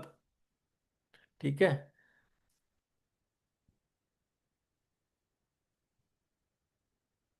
સંપૂર્ણ દ્રશ્ય જગત મારા અધીન છે. એ મારી ઈચ્છાથી વારંવાર સ્વતઃ પ્રકટ થતું રહે છે અને મારી ઈચ્છાથી અંતે વિનાશ થઈ જાય છે. એટલે આ રીતે દરેક દિવસના અંતે અપ્રકટ થાય અને પાછું સવારે જેવું ગુડ મોર્નિંગ થઈ જાય એટલે સવારે જેવું બ્રહ્માનો દિવસ આવે એટલે પાછું સાયકલ આપણે બધા ચાલુ અગેન, બરાબર. 14 ભુવન 84 લાખ યોની ઉપર નીચે થયા રાખો. જેવી રીતે આપણે ખબર ચોમાસાની અંદર પેલા વરસાદી જીવડા હોય તો એ કેવું રાતે બધા આવે ને સવારે બધા કેટલા બધા લાઇટની નીચે મરેલા દેખાય આપણને, બરાબર. તો આપણા એક નાઇટની અંદર કેટલા બધા જીવડાઓ ઉત્પન્ન બી થાય અને એમની લાઈફ પતી બી જાય, બરાબર. તો આપણા એક દિવસ એક રાતની અંદર એ લોકોનું લાઈફ પતી જાય. તો એવી જ રીતે મોટું સ્કેલની અંદર આપણે જોઈએ તો બ્રહ્માજીના એક દિવસની અંદર આપણે કેટલી બધી વાર જન્મીને મૃત્યુને કયા કયા યોનિની અંદર આપણે ફરીને આવી જતા હોઈએ, ઓકે, સો આ રીતે. અને લાસ્ટમાં એટલે અહીંયા એવું જ કીધું કે મારે આ બધી વસ્તુ આ દ્રશ્ય જગત એટલે કે જે ભૌતિક જગત આપણે જોઈ રહ્યા છે એ બધું મારા આધીન છે અને ભગવાન આ બધાને કંટ્રોલ કરે છે, બરાબર. અને એ કઈ રીતે એ પણ આપણે જોઈએ આગળ. ઓકે, અને છેલ્લે લાસ્ટમાં એમની ઈચ્છાથી જે વિનષ્ટ પણ થઈ જાય છે. તો પ્રભુ ટાઈમ થઈ ગયો, થોડો 5 મિનિટ બ્રેક આપીશું. હરે કૃષ્ણ. કીર્તન લઈશું. હા પ્રભુ લઈ લઈએ. તમે કહો તો. હરે કૃષ્ણ. યસ. અને હું પ્રભુ કીર્તન હિરલ કરું. માતાજીને કોષ્ટ આપી દેજો ને. હિરલ માતાજીને આપેલું 1 મિનિટ. કીર્તન પ્રભુજી લેશે આજે. અચ્છા, કયા? એટલે હમણાં લેફ્ટ થઈ ગયા છે. હિરલ માતાજી ને? હિરલ પટેલ માતાજી. માતાજી હેન્ડ રેસ કરો ને જરા. હિરલ માતાજી, હિરલ માતાજી, હિરલ માતાજી. ઓકે, કો હોસ્ટ. પ્રભુજી એમનો મેસેજ છે કે એમનો પેલું ઇન્ટરનેટ નથી એવું કંઈક છે. અચ્છા, હલો, તો હરે કૃષ્ણ. હરે કૃષ્ણ પ્રભુજી. હરે કૃષ્ણ. બીજું કોઈ લઈ લો એવું તો. હરે કૃષ્ણ, હરે કૃષ્ણ, કૃષ્ણ કૃષ્ણ હરે હરે, હરે રામ, રામ રામ હરે હરે. હરે કૃષ્ણ, કૃષ્ણ કૃષ્ણ હરે હરે, હરે રામ, રામ રામ હરે હરે. હરે કૃષ્ણ, કૃષ્ણ કૃષ્ણ હરે હરે, હરે રામ, રામ રામ હરે હરે. હરે કૃષ્ણ, કૃષ્ણ કૃષ્ણ હરે હરે, હરે રામ, રામ રામ હરે હરે. હરે કૃષ્ણ, કૃષ્ણ કૃષ્ણ હરે હરે, હરે રામ, રામ રામ હરે હરે. હરે કૃષ્ણ, કૃષ્ણ કૃષ્ણ હરે હરે, હરે રામ, રામ રામ હરે હરે. હરે કૃષ્ણ, કૃષ્ણ કૃષ્ણ હરે હરે, હરે રામ, રામ રામ હરે હરે. હરે કૃષ્ણ, કૃષ્ણ કૃષ્ણ હરે હરે, હરે રામ, રામ રામ હરે હરે. હરે કૃષ્ણ, કૃષ્ણ કૃષ્ણ હરે હરે, હરે રામ,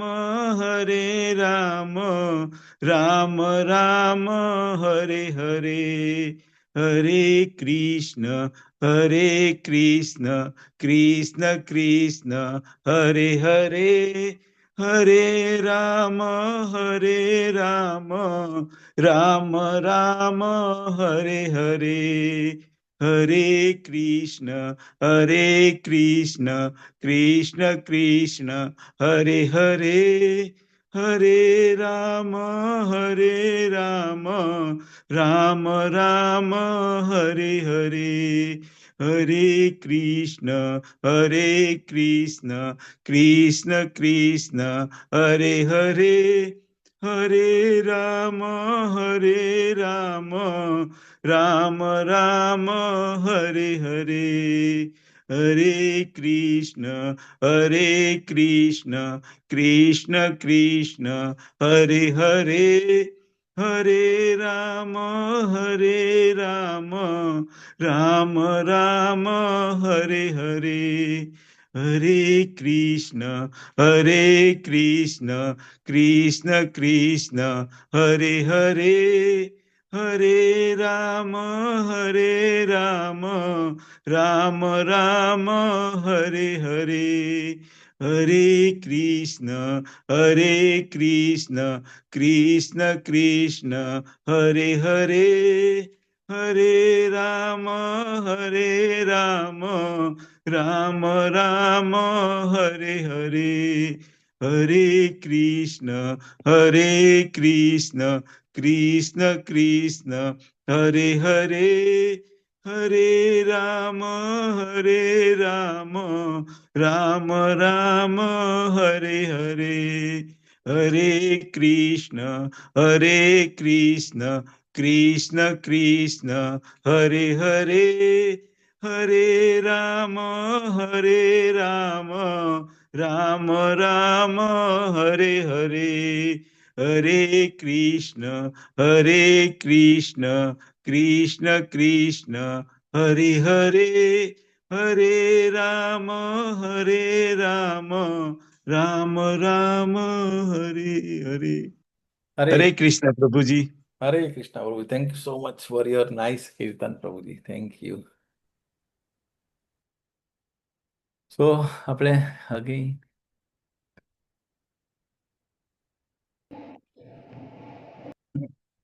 તો જે અહીંયા 9.7 કીધું કે હે કુંતી પુત્ર કલ્પના અંતે સમગ્ર ભૌતિક જગત મારી અંદર પ્રવેશે છે અને અન્ય કલ્પના પ્રારંભમાં હું તેમને મારી શક્તિથી પુનઃ ઉત્પન્ન કરું છું. બરાબર. સો ભગવાનની શક્તિથી આ બધું રિઝોલ્યુશન ને ક્રિએશન મેન્ટેનન્સ બધું થતું હોય છે.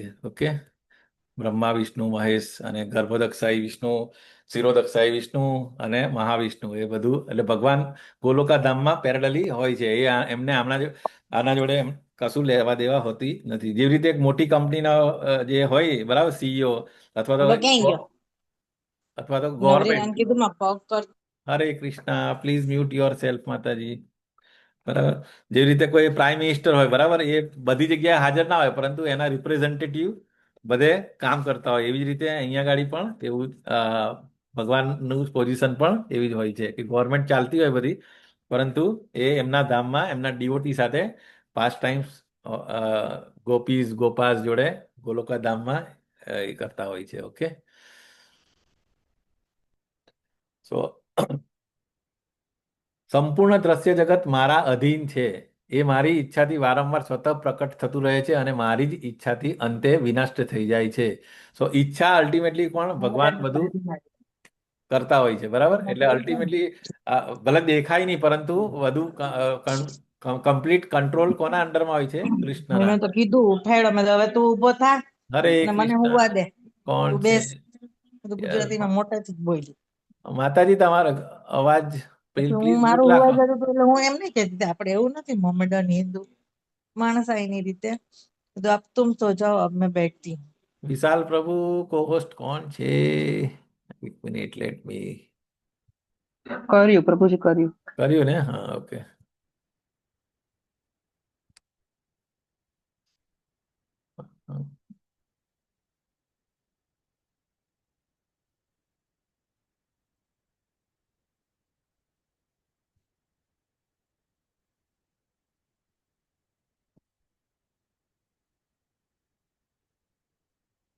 એક મિનિટ મારે બીજી સ્લાઇડ છે શેર કરવા દો મને. લેટ.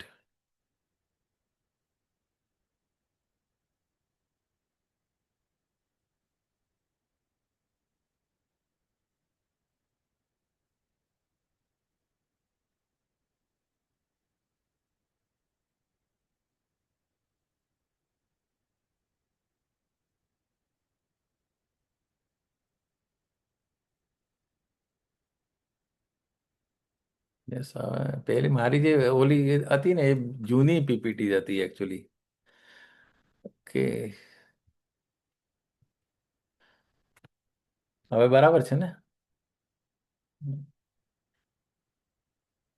સો પહેલા ઓલી જૂની પીપીટી હતી એટલે મેં ઓપન કરી મૂક્યું. આ ગડબડ છે એમ છે હા બરાબર છે. એકચ્યુઅલી આગળની બધી સ્લાઇડમાં બધી આ જો આ નવે રિસેન્ટ પીપીટી છે. આપણે જે આગળ રન કરીને એ જૂની હતી, એમાં આ બધું નહોતું જો. ઓકે, એનીવેઝ ચાલો વાંધો નહીં. હવે કાલે પછી ક્વિક કરીશું હવે. ઓકે, શ્રદ્ધા ને તે 3-4 વસ્તુ જે હતી ને, આપણે અહીંયા આવી ગયા હતા ને કે જીવાત્મા કૃષ્ણ પર નિર્ભર નથી. ઓકે, એટલે યોગ, ઓકે, અવ્યયમ એટલે આ મતલબ એ જ કૃષ્ણની પોઝિશન, અને આપણે આજે જીવાત્મા અને કેવી રીતે ભૌતિક જગત કંટ્રોલમાં આવી રહ્યા એ રીતે જ છે અહીંયા.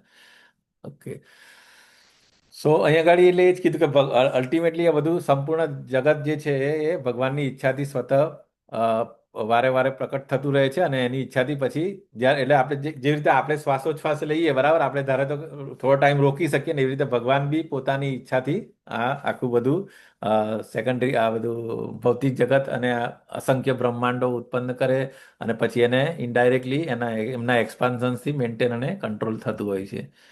ઓકે, હવે આ બધું કરવા પછી બી અહીંયા ભગવાન શું કહે કે ન ચ મામ તાની કર્માણી નિબંધંતી, એટલે આપણે એમ કે આ બધું કર્મ કર તો ભગવાનને એ કર્મ બાંધતા હશે, તો કે ના, અહીંયા આગળ ઇમ્પોર્ટન્ટ વસ્તુ ઉદાસીન. અહીંયા એવું કહે છે કે હે ધનંજય, આ સર્વ કર્મો મને બાંધી શકતા નથી. હું જાણે કે ઉદાસીન રહેલો હોઉં તેમ આ સર્વ ભૌતિક કર્મોથી સદૈવ વિરક્ત રહું છું.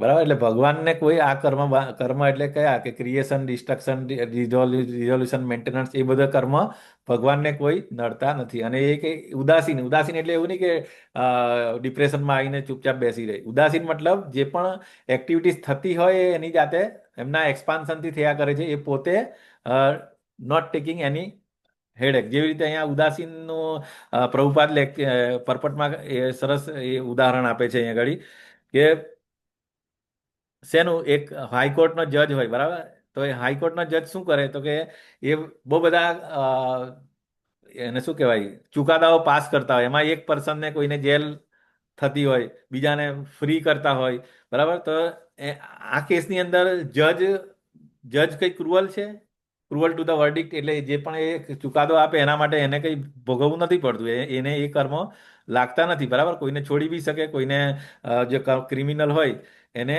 એ પનિશમેન્ટ બી આપે. ઓકે, સો અહીંયા આગળ જજ એ પાર્શિયલ પણ નથી, પાર્શિયલ ટુ ઇનોસન્ટ, બરાબર. એટલે એ ઇનોસન્ટને એ પણ પનિશમેન્ટ, એનો બેઝ જે શું છે કે કર્મ. ધ જજ સિમ્પલી અપ્લાઈઝ ધ લો, એ સિમ્પલી જે કાયદાનો નિયમ જે છે એ અપ્લાય કરે, અને એના એકોર્ડિંગલી જે પણ જે કન્વિક્ટેડ હોય વ્યક્તિ, એણે શું કામ કરેલું હોય એના કર્મને હિસાબથી એ રૂલ પ્રમાણે એને પનિશમેન્ટ આપે. પરંતુ એ બધી પ્રોસેસમાં જજ ઇઝ અનઅફેક્ટેડ, જજને કશું થતું નથી. તો સેમ વે એ રીતે ભગવાન પણ શું કરે, પ્રોવાઈડ ધ ફેસિલિટી. આજે ભૌતિક જગત જે આપણને ક્રિએટ કરીને આપે છે, તો આપણા માટે એક ફેસિલિટી ક્રિએટ કરે છે for us to act out as per our Dzire. જે આપણને ફ્રી વિલ પણ આપ્યું છે, આપણને આપણા માટે આ ભૌતિક જગત આપી દીધી, બધી ફેસિલિટી આપી દીધી, ભોગ ભોગવવાની અલગ અલગ સો મેની 84 લાખ સ્પીસીસ યોની આપી દીધી આપણને, અને તમને પાછી સાથે ફ્રીડમ ઓફ વર્ક, એટલે મતલબ એના ઉપર ભગવાન આપણી જે ફ્રીડમ જે છે, બરાબર, એને કંટ્રોલ નથી કરતા. ઇવન અર્જુનને પણ ભગવદ્ ગીતા કીધી પછી ભગવાન એમ નથી કીધું કે હવે મેં તને કીધું તારે કરવાનું જ છે. યથા યોગ્ય તથા કુરુ, તને જે યોગ્ય લાગે એ તું કર. સો આપણી જે ફ્રી વિલ જે છે એના ઉપર ભગવાન ઇન્ટરફિયર કરતા નથી. સેમ વે અહીંયા, એટલે અહીંયા આગળ જે રીતે જજ કામ કરે એ રીતે ભગવાન કરતા હોય છે, અને આપણે ફ્રીલી હોય છે, બરાબર. But he is not entangled in our actions, એટલે પરંતુ એ આપણે જે કોઈ બી કર્મ કરીએ તો પછી એના માટે એવું નહીં કે હા ભગવાને કરાવડાવ્યું, તો આપણે એવું અમુક વાર કહીએ છીએ કે ભગવાન મારી પાસે આ કરાવે. So we are free and we are responsible for our own karma. આપણે આપણા કર્મોના જવાબદાર આપણે પોતે છે એમ, બરાબર. So he is a neutral supervisor, કે એક ન્યુટ્રલ સુપરવાઇઝર હોય, ન્યુટ્રલ એટલે કે વિધાઉટ એની પાર્શિયાલિટી. સો ભગવાનની પોઝિશન અહીંયા આગળ એવી છે. આપણે આ પેલો શ્લોક છે ને, કયો શ્લોક છે? ભગવાનની પોઝિશન, ભગવાન આપણને અંદર અંતરાત્મા પરમાત્મા તરીકે બેસીને શું કામ કરે?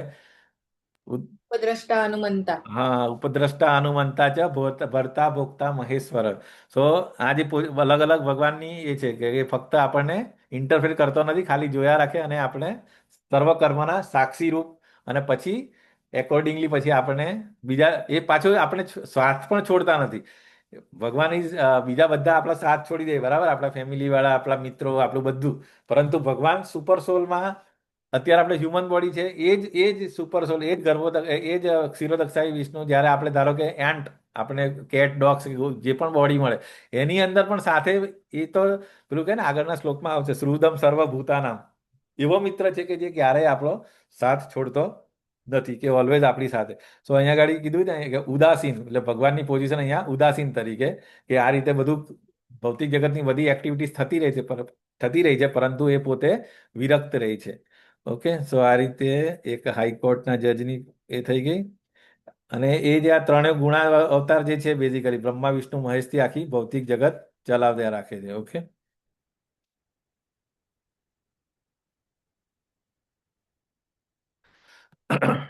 તો ભૌતિક જગત અહીંયા આગળ ફ્લો ચાર્ટના ફોર્મમાં આપણે સેમ વસ્તુ એક્સપ્લેન કર્યું છે કે ભગવાન કૃષ્ણની સર્જન અને વિનાશ સાથેના સંબંધો પર ચર્ચા. તો કે એ મેઇન વસ્તુ બે, કૃષ્ણની સર્જન શક્તિ એ ઉત્ક્રાંતિકના આધુનિક ખ્યાલનું ખંડન કેવી રીતે કરે છે. આપણને ભણવામાં શું આવેલું બાયોલોજીમાં, કે આપણે બધા આપણે પહેલા વાંદરા હતા, આપણા પૂર્વજો વાંદરા હતા. સો એનું ટોટલ અહીંયા આગળ ખંડન કરે છે. અહીંયા આગળ શું કામ? કારણ કે 84 લાખ યોની ત્યારે હ્યુમન પણ ત્યારે જ હતા, મંકીસ પણ ત્યારે પણ હતા.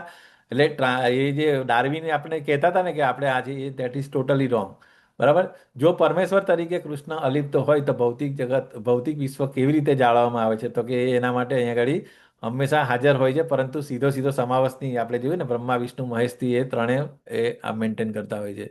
અને અહીંયા આગળ આધુનિક વિશ્વમાં એ સર્જનથી શરૂ કરીને ક્રમશઃ ઉત્ક્રાંતિથી થાય છે આધુનિક વિજ્ઞાન પ્રમાણે. પરંતુ કૃષ્ણનું સર્જન જે છે એ બધી પ્રજાતિઓ સર્જનની શરૂઆતમાં જ, કારણ આપણને ખબર છે મનુ અને શત્રુપા એ હ્યુમનના ફોર્મમાં જ હતા સૌથી પહેલા. ઇવન બ્રહ્માજી આપણા જે ફર્સ્ટ જે જીવ હતા, ઇવન આપણને કહે છે કે હા ભાઈ, તમારા પપ્પા હોય, તમારા દાદા હોય, તમારા પરદાદા હોય, જે જો હ્યુમન હોય તો પછી જેમ જેમ આપણે આગળ જઈએ, બરાબર, તો આપણા બધાના જે પરમ ફર્સ્ટ જીવ જે હતા બ્રહ્માજી, જો એ પણ હ્યુમન, તો પછી ભગવાન કેમ હ્યુમન નહીં? એટલે આ અહીંયા આગળ ડાર્વિનના વાદનું અહીંયા આગળ ટોટલી ખંડન કરે છે આપણા શાસ્ત્રો. બરાબર.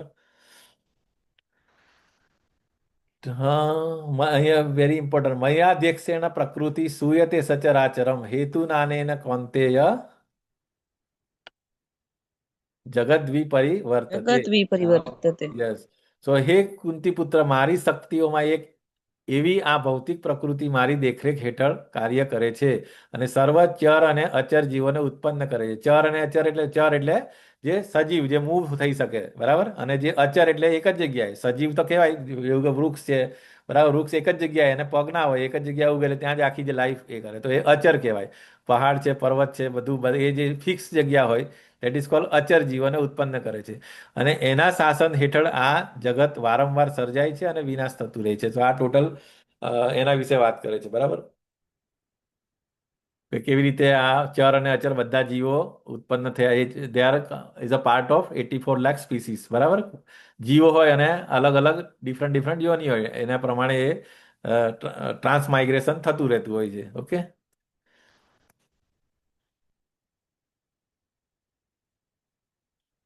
હવે સારાંશ વિભાગ એટલે 11 થી લઈને 15 સુધી જે છે એ બિન ઉપાસકો અને ઉપાસકો વિશે આપણે જોઈશું. તો 11 અને 12 એ જે કૃષ્ણ એક સામાન્ય માણસ છે એવું વિચારતા મૂર્ખ લોકો જે હોય છે, જે કલ્પના અલ્પકાલીન સ્વરૂપ ધરાવે છે, નાસ્તિક બની જાય છે અને તેમના પ્રયત્નોમાં પરાજિત થાય છે.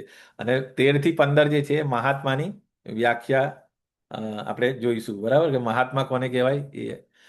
સો અહીંયા આગળ મૂઢા શબ્દ આગળના એમાં પણ આવી ગયો હતો. બરાબર, અવજાનંતી મામ મૂઢા માનુષીમ તનુમાશ્રિત પરમ ભાવમ અજનાંતો મમ ભૂત મહેશ્વર. કે જ્યારે ભગવાન હ્યુમન બોડી લઈને આવેલા હોય છે, પૃથ્વી ઉપર પ્રકટ થાય છે. બરાબર, આપણે ખબર છે કે જ્યારે કૃષ્ણ ભગવાન હતા તો એ કૃષ્ણને સુપ્રીમ પર્સનાલિટી ઓફ ગોડ હેડ તરીકે માનવાવાળા કેટલા લોકો હતા? બહુ ઓછા લોકો હતા. બરાબર, પાંડવોને ખબર હતી. પાંડવો પછી કુંતી મહારાણી જે એ છે, આપણા ભીષ્મ પિતામહ છે, એ લોકોને ખબર હતી, because they are the pure devotees of the Krishna. એટલે એ લોકો માનતા હતા. પરંતુ દુર્યોધન છે, દુશાસન છે, એ લોકોની જે ટુકડી હતી, આખી ટીમ હતી, એ એમ જ માનતા હતા કે ના, આ તો જાદુગર છે, છલિયા છે, થોડું ઘણું જાણતો હશે એમ. એને પકડીને બાંધી દે. એટલે જ્યારે પેલી શાંતિદૂત તરીકે આવેલા ત્યારે એ લોકોએ ભગવાનને બાંધવાનો પ્રયત્ન કરેલો દુર્યોધને. ઓકે, સો અહીંયા આગળ એ જ કે જ્યારે હું મનુષ્ય સ્વરૂપે અવતરું છું ત્યારે મૂર્ખ લોકો મારો ઉપહાસ કરે છે અને તેઓ મુજ ઈશ્વરનો દિવ્ય સ્વભાવ જાણતા નથી. તો આ મૂળા કેટેગરીની અંદર આવતા લોકો વિશે વાત કરે છે. બરાબર. અને આગળ પણ હતા ને 4 જાતના લોકો. ઓકે, જે મને પામી શકતા નથી. કઈ કઈ 4 જાતના લોકો? 7.15-16 ને ભગવાન 4 દુષ્કૃતિનો અને 4 સુકૃતિનો. હરે હરે કૃષ્ણ. કૃષ્ણ પ્રભુજી. યસ માતાજી. દુઃખી, અર્થાર્થી, આર્ત અને જિજ્ઞાસુ. આ 4 લોકો. અરે, જિજ્ઞાસુ તો પેલામાં આવે, હા, પણ દુઃખી, અર્થાર્થી, જેનું મન માયાએ હણી લીધું છે, અને આળસુ, એ ભગવાનને જાણી શકતા નથી. હરે કૃષ્ણ પ્રભુજી. યસ. અને મૂઢ પેલા જે નરાધમ, નહીં મિસ્ટેક છે પ્રભુજી આમાં. હા મૂઢ એટલે નરાધમ, હા મૂળા હોય ને. પ્રભુજી અર્થાર્થી તો એ પેલામાં આવે ભગવાનને જે આર્ત અર્થાર્થી, જાય છે, જિજ્ઞાસુ, જ્ઞાની. જિજ્ઞાસુ અને જ્ઞાની એ ભગવાનના શરણે જાય છે એમાં આવે ને. હા, મોટા નરાધમ માયા અભય અપરતા જ્ઞાના. યસ. અને આસુરી વૃત્તિ ધરાવતા નાસ્તિક લોકો.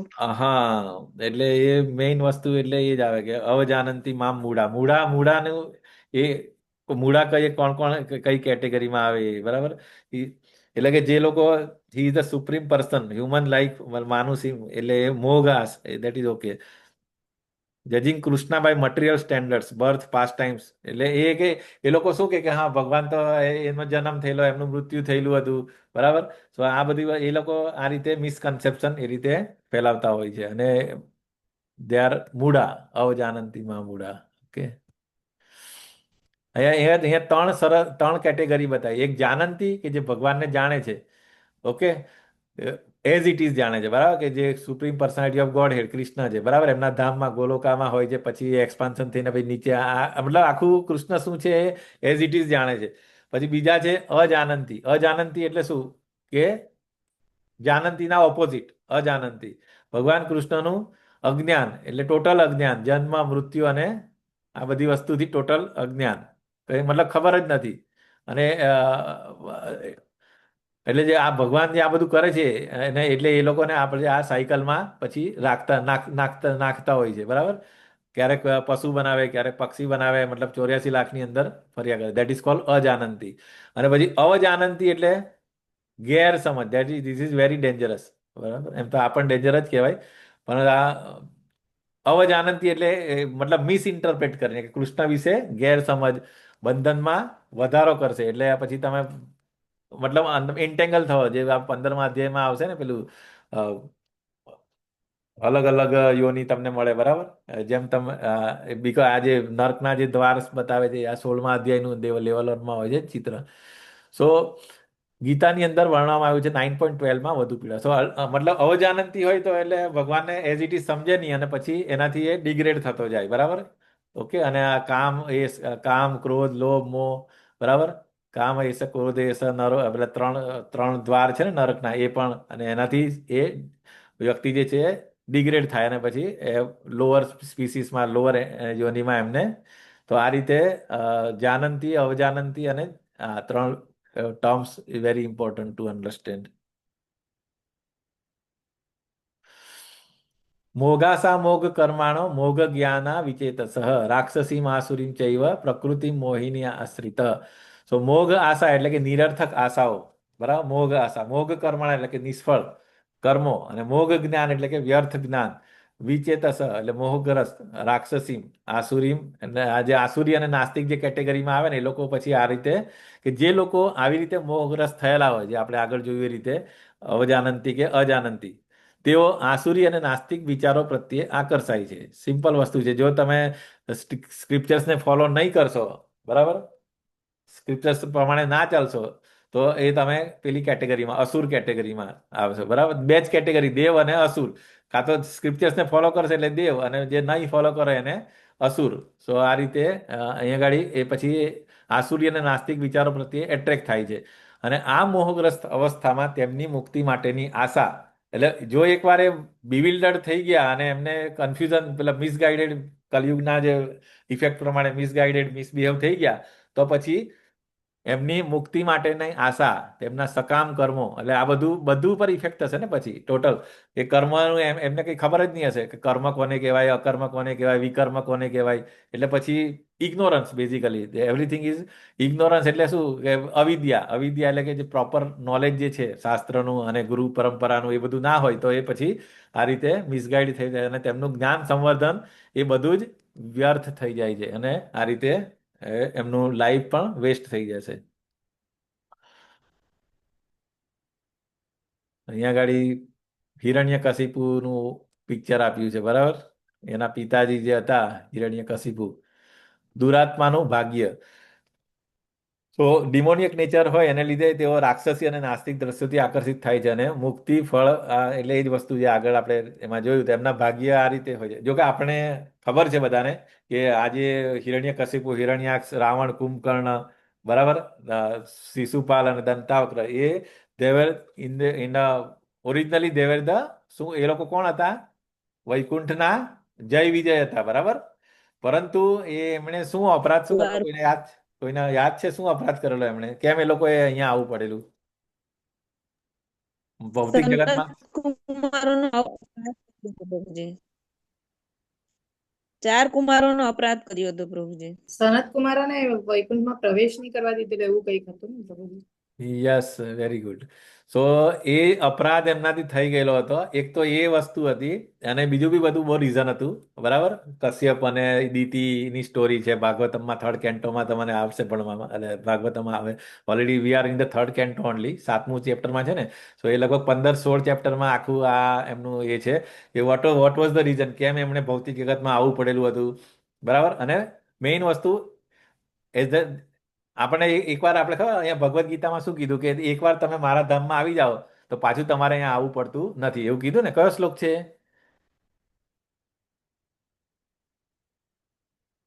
Once you go to the Vaikuntha or Goloka તમારે પાછું અહીંયા આવવું પડતું નથી. ઓકે આઈ થિંક 12મા અધ્યાયમાં. ઓકે એનીવેઝ તો એકવાર તમે પરંતુ આ લોકોના કેસમાં કેમ આવવું પડેલું પરંતુ it was a plan of lord. એટલે અમુક વાર આપણે બધા કેવા બદ્ધ જીવ છે. બદ્ધ જીવ એટલે we are here due to our own karma. પરંતુ અમુક લોકો જે હોય ને એ ભગવાનના પ્લાન પ્રમાણે બરાબર મુક્ત જીવ હોય અથવા તો ભગવાન પોતે કંઈક એમના પ્લાનમાં પાર્ટિસિપેટ કરવા માટે આ લોકોને મોકલેલા. તો અહીંયા ભગવાનને વીર રસની અંદર એ કરવું હતું બરાબર. ફાઇટ કર્યું હોય તો એમને એમના લેવલનો વ્યક્તિ હોવો જોઈએ ને. તો એ પણ એક રીઝન છે. બીજું વૈષ્ણવ અપરાધ કરેલો 4 કુમારનો અપરાધ કરેલો. ત્રીજું એક વખત લક્ષ્મીજી આપણે ખબર છે કે લક્ષ્મી તો ચંચલ હોય કોઈ પણ લક્ષ્મીની પ્રાર્થના કરે બરાબર તો એની ઈચ્છા પૂરી કરવા એને આવવું પડે. તો એ એક વખતે વૈકુંઠમાંથી લક્ષ્મીજી બહાર આવેલા હતા અને પછી જ્યારે પાછા જવા ગયા ને તો પછી એમને પણ જય વિજય રોકેલા હતા. શું કામ કે અત્યારે પ્રભુ આરામ કરે છે હમણાં તમે નહીં જઈ શકો. સો એ બી એક અપરાધ હતો. સો આ 2 અપરાધનું ભેગા થઈને પછી આ સિચ્યુએશન્સ અને પછી ત્રીજું મેઇન વસ્તુ ભગવાનના પ્લાન.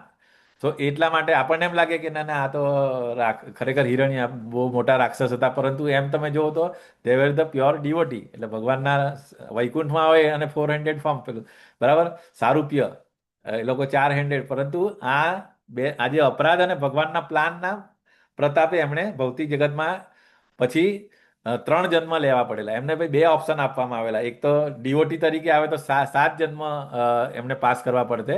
પણ જો ડિમાન્ડ તરીકે આવે તો એમણે કીધું કે નહીં અમે તો તમારાથી બહુ દૂર વધારે ટાઈમ નહીં રહી શકીએ તો 3 જન્મ. અને એના માટે બી એમને બી લિબરેટ કરવા માટે એમને પોતે જ ભગવાન જ આવવાનું હતું. તો કે ના we will be ડિમોનિયક. Okay so આ રીતે એમણે 3 લાઈફ એઝ અ ડિમન્સ તરીકે એમણે એ કરી હતી અને દરેક વખતે ભગવાને આવીને એમને લિબરેટ કરેલા હતા. સો ધીસ ઇઝ આપણે એ ના કરવું જોઈએ પરંતુ આપણા માટે લર્નિંગ છે કે આપણે શું કરવું જોઈએ. ભગવાન શાસ્ત્રોને આપણે કેવી રીતે રિસ્પેક્ટ કરીને એને આપણે કેવી રીતે લાઈફની અંદર ઇમ્પ્લિમેન્ટ કરે બરાબર તો પછી આપણે વૈકુંઠ અને ગોલોકમાં જઈ શકીએ. આ લોકો તો હતા જ ઓલરેડી ગોલોકમાં જ વૈકુંઠમાં જ હતા જય વિજય. પરંતુ આ એઝ અ ભગવાનના પ્લાન તરીકે આવેલા હતા. સો એ લોકો બદ્ધ જીવ નહીં હતા ભગવાનના. દે આર ધ જેવી રીતે આપણે એક પ્લે કરતા હોય નાટક કે જે પિક્ચરમાં જે એ કરતા હોય તો અમુક ટાઈમ માટે એક રોલ કરવા માટે આવેલા હતા. ઓકે, પછી હે પાર્થ, મોહગ્રસ્ત થયેલા મહાત્મા પુરુષો દૈવી પ્રકૃતિના રક્ષણ હેઠળ હોય છે. તેઓ સંપૂર્ણપણે ભક્તિમય સેવામાં નિમગ્ન રહે છે, કારણ કે તેઓ મને જ આદિ તથા અવિનાશી પૂર્ણ પુરુષોત્તમ પરમેશ્વર તરીકે જાણે છે. તો આ ચિત્રની અંદર કોણ છે? આ સ્ટોરી આપણને લેવલ 1માં બી આઈ થિંક આવી જતી છે. Yes, Madhavendrapuri yes, Madhavendra Madhavendrapuri yes, Madhavendrapuri. ખીર ખીર હા, એ આખી બહુ મોટી સ્ટોરી છે. અલગ અલગ 2-3 વાર ભગવાન એમના સપનામાં આવે છે. પહેલી વાર ગોપાલ તો કે હું અહીંયા ગાડી વૃંદાવનમાં છું, મને બહાર કાઢ, બરાબર. અને પછી અગેઇન પછી પેલું ક્ષીરચોર રેમુણા જાય છે, ક્ષીરચોર ગોપીનાથ. તો આ રીતે મતલબ બહુ ડિટેલ સ્ટોરી છે એની, તો એમાં આપણે જતા નથી અત્યારે. પણ એ અહીંયા ગાડી મહાત્મા, મેઇન શબ્દ એ છે કે મહાત્મા કોને કહેવાય, બરાબર. તો હે પાર્થ, મોહગ્રસ્ત નહીં મહાત્મા પુરુષો દૈવી પ્રકૃતિના રક્ષણ હેઠળ, એટલે જે પણ મહાત્મા હોય, જેવી રીતે કે અર્જુન મહાત્મા હતા, બરાબર. ઓકે, અર્જુન છે એટલે જે ભગવાનના ભક્તો હોય, we can say like. Okay, so એ બધા મહાત્મા કેટેગરીમાં આવે. પણ આપણે ભૌતિક જગતમાં આપણે કોઈને પણ મહાત્મા બનાવી દેતા હોય, કોઈ બી પોલિટિક્સ થોડું કંઈક સારું કામ કરે તો એની આ નામની આગળ આપણે મહાત્મા કરીએ, પરંતુ we all are under the દૈવી પ્રકૃતિની. આપણે કઈ પ્રકૃતિ કહેવાય? બહિરંગા. આપણે બધા માયાને અંડરમાં છે. પરંતુ જે મહાત્મા પુરુષો જે છે, ભગવાનના પ્યોર ડિવોટીસ છે, ભક્ત છે, એ બધા અંડર ધ પ્રોટેક્શન ઓફ અંતરંગા શક્તિ. ઓકે, અને તેઓ સંપૂર્ણમાં ભક્તિ સેવામાં નિમગ્ન રહે છે. માધવેન્દ્રપુરી ક્યારેય માગવા નહીં જતા હતા. ભગવાન સામેથી આવીને એમને આ જો દૂધ પણ આપેલું, અને પછી એમના માટે સ્પેશિયલી ખીર પણ ચોરી હતી, બરાબર. કારણ કે એમનો નિયમ હતો કે એ ક્યારે પણ પેલું કે ને અયાજક સામેથી ક્યારેય પણ માગવાનું નહીં, એવી રીતે. ઓકે, સો મહાત્મા આ રીતે જે ઓલવેઝ ભગવાનમાં હોય, અને તેઓ મને ભગવાનને આદિ અને અવિનાશી અને પૂર્ણ પુરુષોત્તમ તરીકે જાણે છે. ઓકે, અને એ લોકો પછી શું કરે તો કે સતતમ કીર્તયંતો મામ યતંતસ્ય દૃઢવ્રતા નમસ્યંતસ્ય મામ ભક્ત્યા નિત્યયુક્તા ઉપાસતે.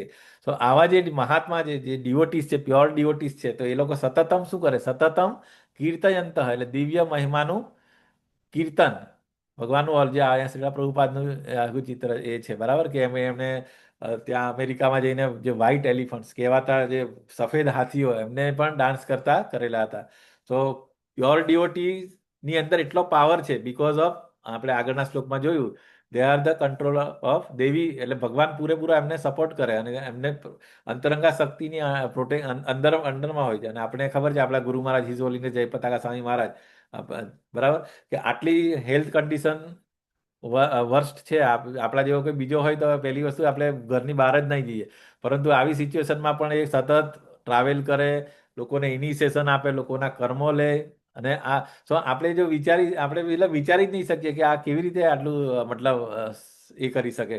કોઈ વ્યક્તિ આટલા બધા ઓપરેશન્સ, આટલું બધું ડે, મતલબ અલ્ટરનેટ ડેમાં ડાયાલિસિસ થતું હોય, છતાં પણ બધું એક્ટિવલી એમની એપમાં બી તમે જુઓ તો ડેલી અપડેટ કરે કે મેં આજે આ વાંચ્યું, આટલું લેક્ચર આપ્યું, આટલી જગ્યાએ આ મીટિંગ એટેન્ડ કરી.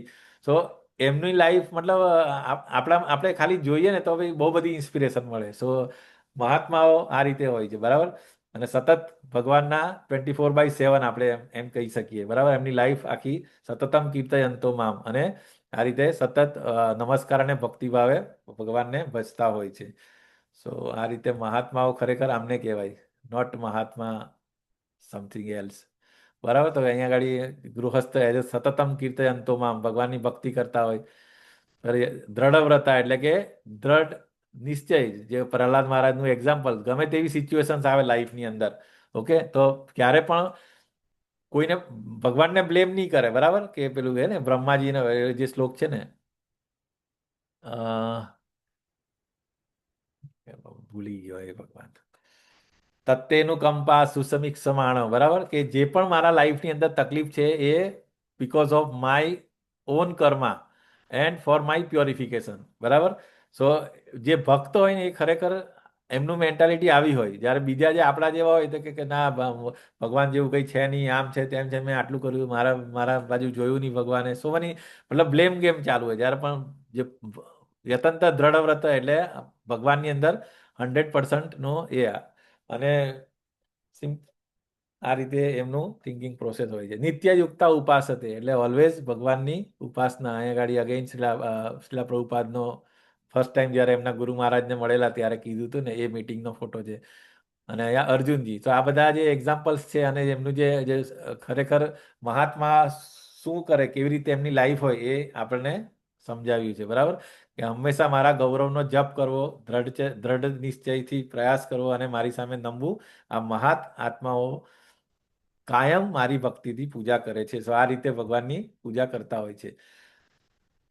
જ્ઞાન યજ્ઞેન ચાપ્યન્ય યજંતો મામુપાસતે એકત્વેન પૃથક્ત્વેન બહુધા વિશ્વતો મુખમ. સો આ બહુ અગેન ત્રણ કેટેગરી અહીં આગળ, કે જે અન્ય મનુષ્ય જ્ઞાનવર્ધન દ્વારા યજ્ઞમાં પરોવાયેલા રહે છે, તેઓ પરમેશ્વરને એકમેવ અદ્વિતીય રૂપે અને અનેક રૂપો ધરાવનારા તરીકે અને વિરાટ રૂપે ભજે છે. આ શ્લોક બહુ ઇમ્પોર્ટન્ટ છે. લેટ મી રીડ એનો જે ભાવાર્થ જે છે ને એમાં બહુ સરસ લખ્યું છે કે મહાત્મા કહેવાય છે તો કે જે મનુષ્ય વિશુદ્ધ કૃષ્ણ ભાવનામૃતમાં હોય છે અને કૃષ્ણ સિવાય અન્ય કશું જાણતા નથી તેઓ મહાત્મા કહેવાય છે. અને તેમ છતાં કેટલાક મનુષ્ય એવા પણ હોય છે કે જેઓ ચોક્કસપણે મહાત્માની અવસ્થામાં હોતા નથી, પરંતુ વિભિન્ન રીતે કૃષ્ણને ભજતા હોય છે. એટલે મહાત્મા કેટેગરીમાં નહીં, પરંતુ ડિફરન્ટ વેની અંદર કૃષ્ણને ભજતા હોય છે. આમાંના કેટલાક આજે આપણે અર્થાર્થી, જિજ્ઞાસુ અને જ્ઞાની તરીકે વર્ણન જે આપણે 7.15માં જે હતું ને 15-16માં. પરંતુ વળી કેટલાક મનુષ્ય એવા પણ હોય છે કે આ ચાર સિવાય જે હોય તેઓ આનાથી પણ વધુ નિમ્ન કક્ષામાં હોય છે. તેઓ આ કેટેગરી. પહેલું શું કે પરમેશ્વર સાથે પોતાના એકરૂપ સમજીને પૂજા કરનાર, જે માયાવાદી કહેવાય. બરાબર, એ કે બરાબર એકરૂપ સમજે એમ કે નર અને નારાયણ. બરાબર, એ રીતે. પછી સેકન્ડ જે છે એ પરમેશ્વરને કોઈ મનોકલ્પિત રૂપને ભજનારા. ઓકે, એટલે કોઈ મતલબ મનોકલ્પિત મનમાં આવે એ રીતે ભજે. અને ત્રીજું જે છે એ પૂર્ણ પુરુષોત્તમ પરમેશ્વરના વિશ્વરૂપની પૂજા કરે એ. સો એકત્વેના પૃથક્ત્વેના અને બહુધા વિશ્વતમ. ત્રણ કેટેગરીની અંદર આ કે જે મનુષ્ય પોતાને અદ્વૈતવાદી માનીને પરમેશ્વર રૂપે અદ્વૈત એટલે કે ભગવાન અને હું બંને એક જ છું એમ એ રીતે અને પોતાની જ પૂજા કરે છે, દેટ ઇઝ કોલ્ડ અદ્વૈતવાદી. તેઓ સૌથી અધમ લોએસ્ટ કેટેગરી એને કહેવાય, જે આપણે માયાવાદી જે એ કહે ને એ રીતે. આવા મનુષ્યોનું પ્રાધાન્ય એટલે આવા લોકો સોસાયટીમાં વધારે હોય છે. બરાબર, આવા લોકો પોતાને જ પરમેશ્વર માને છે અને આવી મનોવૃત્તિમાં જ તેઓ પોતાને જ ભજે છે. આ પણ એક પ્રકારની ઈશ પૂજા છે. એટલે પોતાની પૂજા અને ઈશ પૂજા both are on the same platform. કારણ કે તેઓ સમજી શકે છે કે તેઓ ખરેખર ભૌતિક પદાર્થને ન હોય, ચેતન આત્મા છે. ઓછામાં ઓછું આવો ભાવ મુખ્યત્વે રહે છે. સામાન્ય રીતે નિર્વિશેષવાદીઓ પરમેશ્વરને આ રીતે ભજે છે. એટલે નિર્વિશેષવાદી જે આપણે કીધું માયાવાદી નિર્વિશેષવાદીઓ અને બીજા વર્ગના લોકો એ દેવોને પૂજે છે. દેવો એટલે ડેમિગોડ વર્શિપર્સ. અને તેમની કલ્પના પ્રમાણે પછી એ આવે ગમે કલ્પના પ્રમાણે આવે પ્રમાણે કોઈ પણ સ્વરૂપને પરમેશ્વરનું સ્વરૂપ માની લે છે. ઇવન બધાને એક જ કેટેગરીમાં મૂકી દેતા હોય છે. અને ત્રીજી કેટેગરી એવી છે કે જેઓ બ્રહ્માંડથી પર એવું કશું વિચારી શકતા નથી. એટલે એ બ્રહ્માંડ એટલે એ છે તે અહીંયા આગળ સર્વોચ્ચ જીવન વસ્તુ અને હસ્તીમાંની ઉપાસના કરે. આ બ્રહ્માંડ પણ એક ભગવાનનું રૂપ એટલે વિરાટ રૂપ જેવી રીતે વિરાટ રૂપે ભજે છે. સો આ રીતે ત્રણ અલગ અલગ રીતે ભગવાનને સમજતા હોય છે. તો આ રીતે આપણે આજનું session will try to complete. હવે આની અંદર કોઈને કંઈ પ્રશ્ન હોય તો આપણે લઈ શકીએ, અથવા બીજો કોઈ પણ ડાઉટ્સ હોય તો વી કેન ટેક. હરે કૃષ્ણ. આજે એક તો રવિવાર છે અને શનિવાર છે, શનિ રવિ એટલે વીકેન્ડ હોય. બરાબર છે. યસ, એનીવેઝ કોઈને કઈ ડાઉટ્સ પ્રશ્ન હોય તો આપણે ડિસ્કસ કરી શકીએ. આપણે 5, 10, 15 મિનિટ, વાંધો નહીં. હરી બોલ.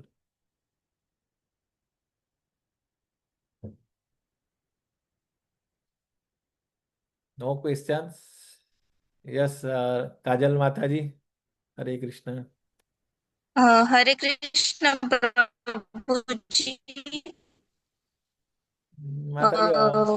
પ્રભુજી, મારો પ્રશ્ન હતો કે ગ્રુપ વૃક્ષમાં પણ આત્મા હોય છે મનુષ્યની જેમ. યસ માતાજી. આત્મા તો બધાની અંદર જે આપણે જે ક્રિએશનમાં જે આપણે જોઈએ ને કે અણુની અંદર જે આપણે ક્ષીરોદક્ષાઈ વિષ્ણુ જે છે એ અણુની અંદર હોય છે. તો આ તો લિવિંગ એન્ટિટી છે. વૃક્ષ જે છે એ બીજમાંથી મોટું થાય અને બધું આપણી સામે એમનું લાઈફ હોય છે અને it's a daily changing. So even અણુ એટલે કે જે ખાલી પથ્થર હોય ને એની અંદર પણ અણુ પરમાણુ દરેક જગ્યાએ ભગવાન પોતે હોય છે. બરાબર? Okay, so that is called Kshirodakshayi Vishnu. So વૃક્ષમાં તો ડેફિનેટલી. અને આપણે પેલા અધ્યાયમાં આપણે એમાં કોન્શિયસનેસ ડિફરન્ટ છે ને માત્ર 3 એનાલોજી જે આપણે કે એક જે મનુષ્ય જે છે, બરાબર, મનુષ્યને એના પેલું ધુમાડો, અગ્નિ કવર્ડ બાય ધુમાડો, બરાબર.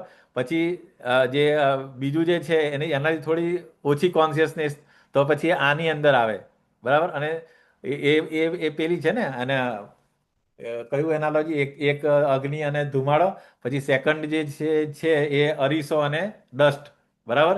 અને ત્રીજું જે છે ગર્ભસ્થ ગર્ભની અંદર બાળક હોય એ આ 3 અલગ અલગ કેટેગરી છે. પ્રાણીઓ, હ્યુમન, પ્રાણીઓ અને વનસ્પતિ. સો મતલબ વનસ્પતિ કેવું, એ બાળક જેવી સિચ્યુએશનમાં આવે. બાળક કેવું અંદર માતાના ગર્ભમાં હોય તો એ કશું નહીં કરી શકે. એવી જ રીતે વનસ્પતિની કોન્શિયસનેસ લોએસ્ટ હોય. એટલે એનાથી થોડી જે ચર હોય, જે પ્રાણી હોય, થોડું ચાલી શકે. અને હ્યુમનની જે કોન્શિયસનેસ મેક્સિમમ હોય, તો એ ઇઝીલી ક્રિષ્ના કોન્શિયસનેસ એડપ્ટ કરી શકે. ઓકે,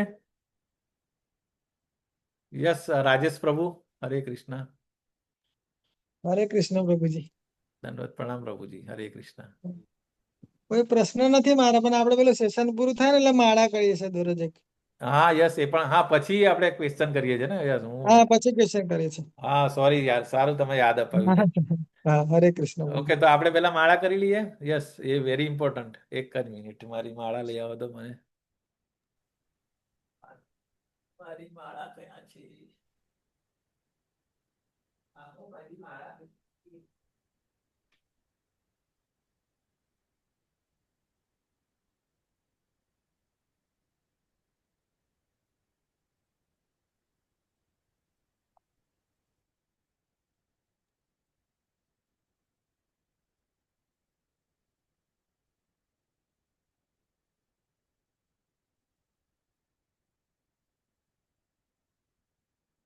યસ, રેડી બધા? માળા લઈ લીધી બધાએ? ઓકે. જય હો શ્રી કૃષ્ણ ચૈતન્ય પ્રભુ નિત્યાનંદ, શ્રી અદ્વૈત ગદાધર શ્રીવાસાદિ ગૌર ભક્તવૃંદ. હરે કૃષ્ણ કૃષ્ણ કૃષ્ણ હરે હરે, હરે રામ રામ રામ હરે હરે, હરે કૃષ્ણ કૃષ્ણ કૃષ્ણ હરે હરે, હરે રામ રામ રામ હરે હરે, હરે કૃષ્ણ કૃષ્ણ કૃષ્ણ હરે હરે, હરે રામ રામ રામ હરે હરે, હરે